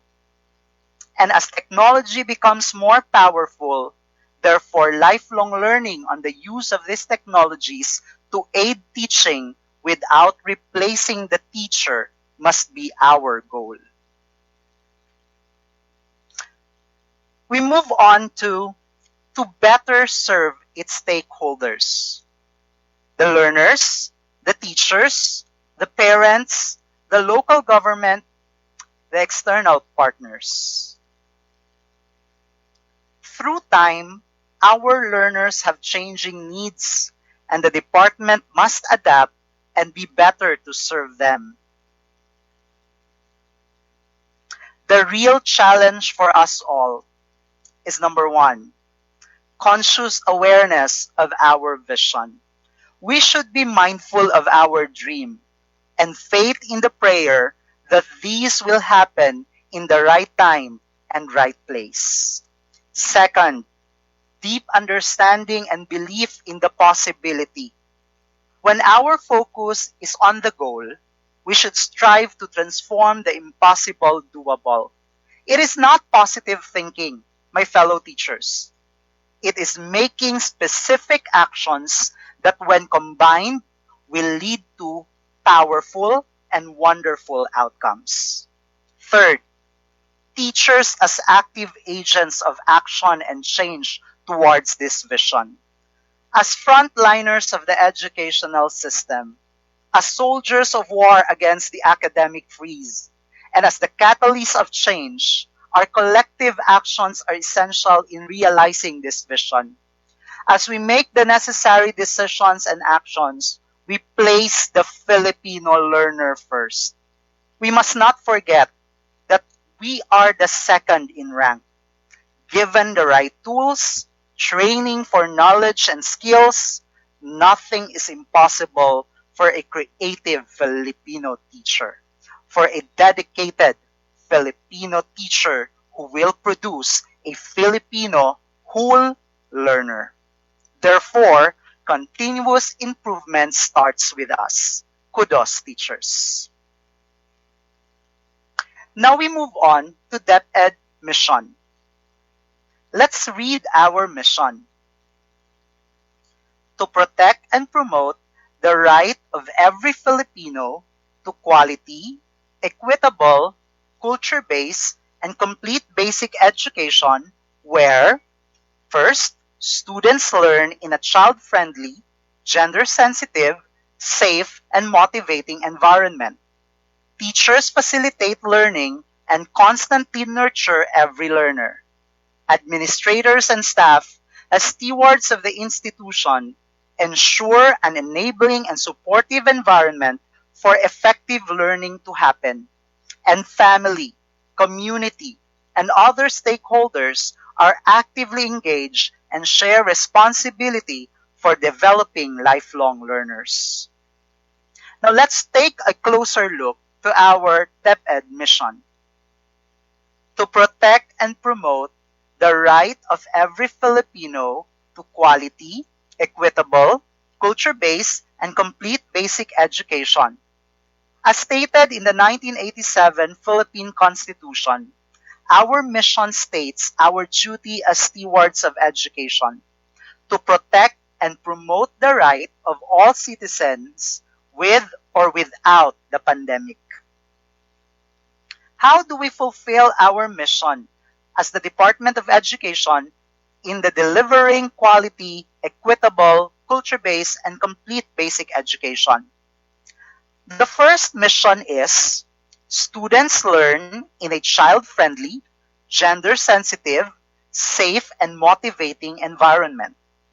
Question for us to reflect. Do we provide our learners with a child-friendly, gender-sensitive, safe, and motivating environment? Our schools and the people with it must be promoting child-friendly activities, sensitive to gender roles, safe from hazards, and any emotional distress. And learners are excited to come to school because there are learners, whether we like it or not, who are not happy at home, and the school is their only refuge. This is sad, but it is the reality. This time is also challenging, for learning takes place at home. Another big question is, how can we transform the home as a child-friendly, gender-sensitive, safe, and motivating environment? Having asked that, I believe that greater partnership and constant communication must be evident more than ever between the parents or guardians and us teachers. Let's continue to the second mission. Teachers facilitate learning and constantly nurture every learner. Question for us to reflect. Do we ensure the development of each unique learner? I always believe in the saying that you cannot give what you don't have. Therefore, when we require our learners to read, we must first read. When we require them to study, our learners must be able to see that we are prepared in going to the class. When we require positive behavior from them, we must show it to them. Our actions, good or bad, reverberates to our learners. Whether we like it or not, we play a huge role in their development. Yes, we are not perfect, but we are learned beings, and since we take this calling to educate them, the young members of our society, It is our responsibility to nurture them.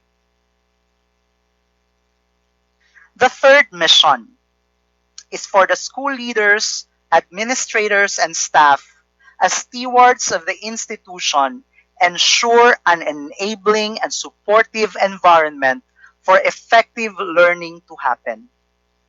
A reflection question: do our policies, systems, processes, and behaviors ensure an enabling and supportive environment for effective learning to happen?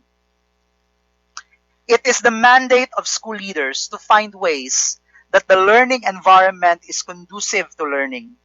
It is also their responsibility to see to it that more than instructions given in the classroom, they will see to it that the physical requirements are available with the help of their teachers. And thus, learning is enabled in their very classroom and in schools. Greater responsibility is given to them in this time of the pandemic, for they have to ensure that our schools are safe from COVID-19. That is why our education leaders are working hard to see to it that the learning continuity plan will be carefully implemented. Yes, there will be glitches along the way, for no organization can perfect it all. I just hope that when these policies are brought down to the system, the workforce will be given the right tools. Training is important, but teachers need tools, materials, and resources to apply what they learn from it in the hope that effective learning to happen. And we hope that safety to the teachers and learners will also be a priority at this time of the pandemic. The final DepEd mission goes to all the stakeholders, the family, community, and other stakeholders are actively engaged and share responsibility for developing lifelong learners. Let me ask you this. Do we actively practice shared governance of basic education with the entire community in developing all Filipinos? As the African proverb once states, it takes a village to raise a child. And yet, even though it seems that the support of a village is so desperately needed, it often seems like this concept has somewhat disappeared from our individualistic society. No man is an island. Therefore, we need all the available help to make our schools nurturing. Learning does not only happen in the classroom, but learning also takes place in different locations. That is why we must teach our children to be lifelong learners, that one day they can independently learn and apply what they learn as a contribution to nation building.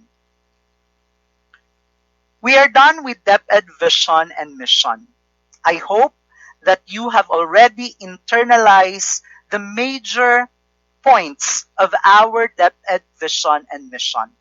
And now, we move to our core values.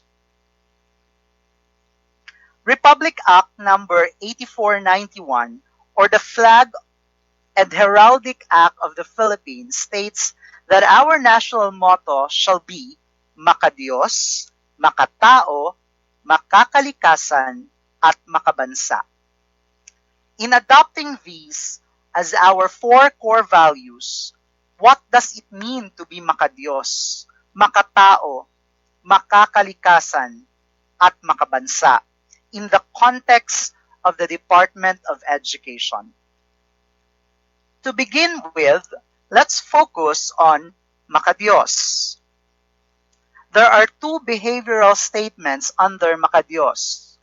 First, expresses one's personal spiritual beliefs while respecting the spiritual beliefs of others. What are the indicators under this?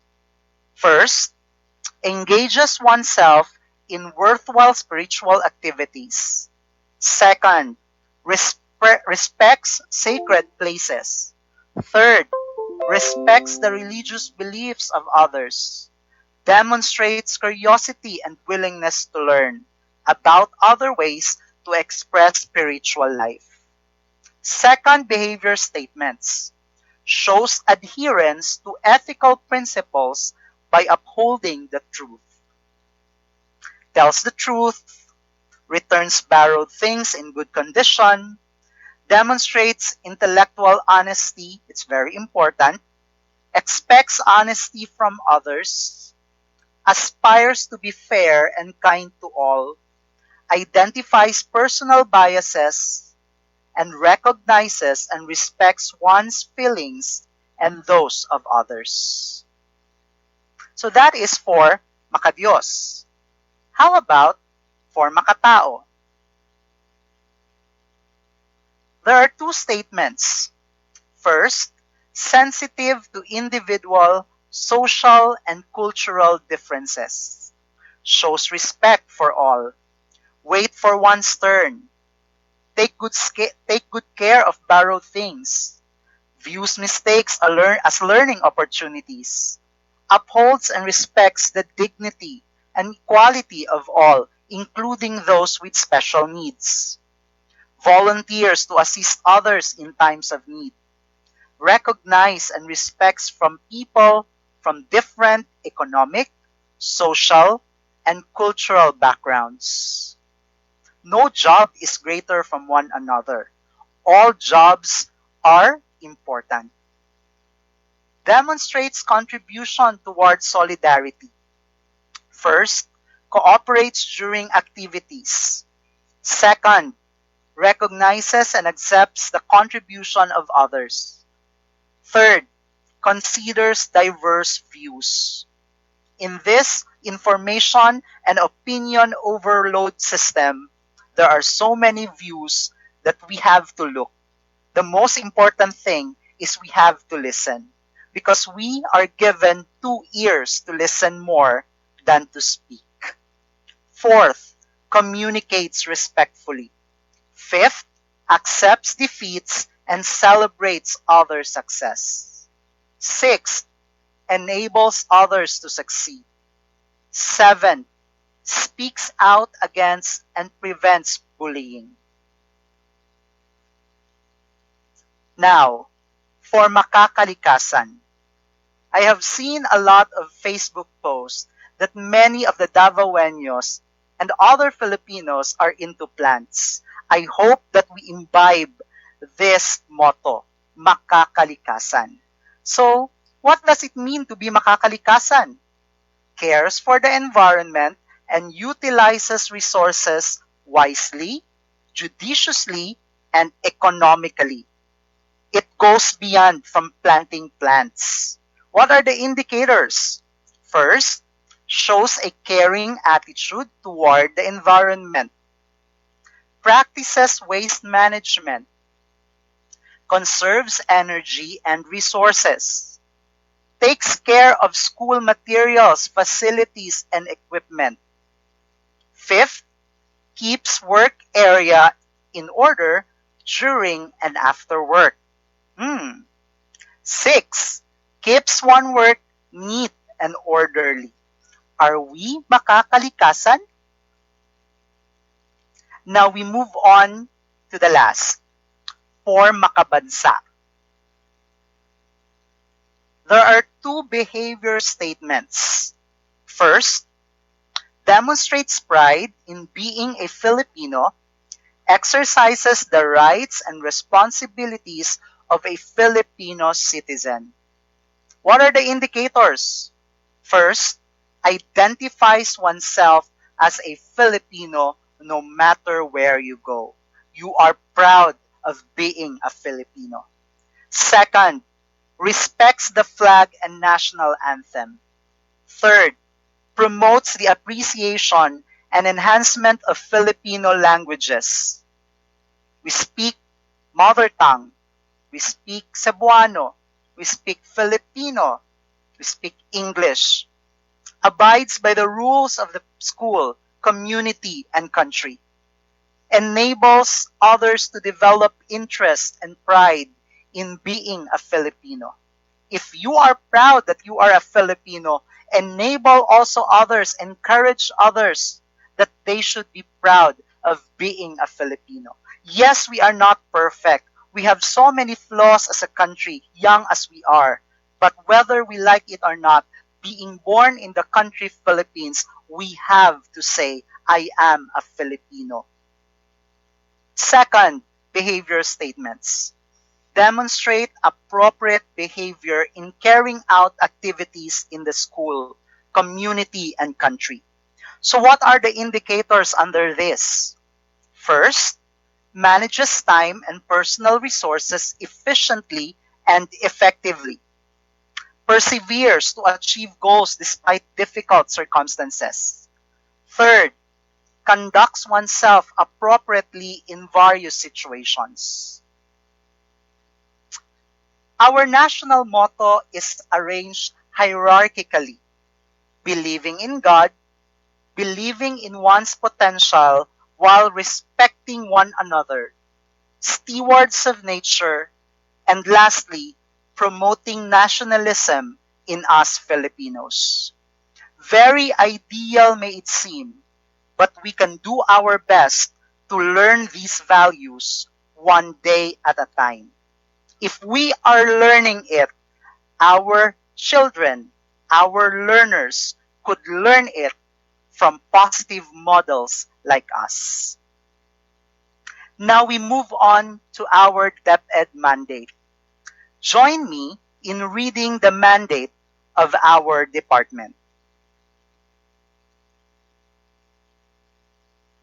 The Department of Education formulates, implements, and coordinates policies, plans, programs, and projects in the areas of formal and non-formal basic education. It supervises all elementary and secondary education institutions, including alternative learning systems, both public and private, and provides for the establishment and maintenance of a complete, adequate, and integrated system of basic education relevant to the goals of national development. That is our DepEd mandate. For the policy thrusts and strategic directions of our system, to address the wide gaps in performance while navigating within existing constraints and in keeping with our constitutional and international commitments of providing quality basic education to all Filipinos. DepEd shall continue pursuing these policies, thrusts, and directions. Therefore, there are targeted outcomes. These are long-term results in the hope to make an impact on every Filipino learner in our country. So what is the first outcome? Outcome 8.1.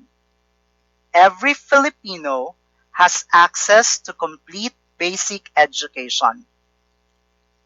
Provide necessary basic education inputs, policy, and tool across key stages. So that every Filipino has access to basic education, we should provide affirmative actions to learners with special needs and or learners in special circumstances. This is where inclusion principle takes over. Third, engage the private sector in broadening opportunities for basic education. And lastly, utilize technology in expanding the reach of basic education services. So long before the pandemic came, we already have this outcome. Utilize technology in expanding the reach of basic education services. It has only been accelerated by the pandemic. Outcome 8.2. Every Filipino graduate of complete basic education is prepared for further education and the world of work. To ensure that, we must ensure that we are a learner-centered curriculum and it is implemented all throughout our educational system. Second, provide relevant instructional materials and equipment. Improve the quality of instruction and professional development of teachers. If we teach our children, it is also important that we encourage our fellow teachers to go on with our professional development for teachers. Take your master's degree, take your doctoral degree, learn a lot from these professional schools so that you may contribute not only to nation building, but a professional educational system of the Department of Education. And the last outcome, outcome B, delivery of basic education services to learners is effective, efficient, and collaborative. Improve internal systems and processes, strengthen educational leadership and management, and build people's capacities. Expand and network and participation of stakeholders, and more, and strengthen our educational system. With our collective effort, I hope that these outcomes will be realized. Thank you so much, Sir Chito. He explained well his topic, and I know we've learned a lot from him this morning. Thank you, sir, for sharing your thoughts. Both vision and mission statements play an important role in the organization. Thank you and good morning. So thank you so much for that discussion about our vision, mission, and core values. So teachers, without realizing it, we are already done with our morning session for today. I hope that all of you has already filled out our attendance link and answered our pre-test. Thank you so much for being with us. Although we are physically separated, but virtually we are still connected. Hanggang dito na lamang. Magkita-kita tayo ulit mamaya para sa ating afternoon session. Happy lunch break!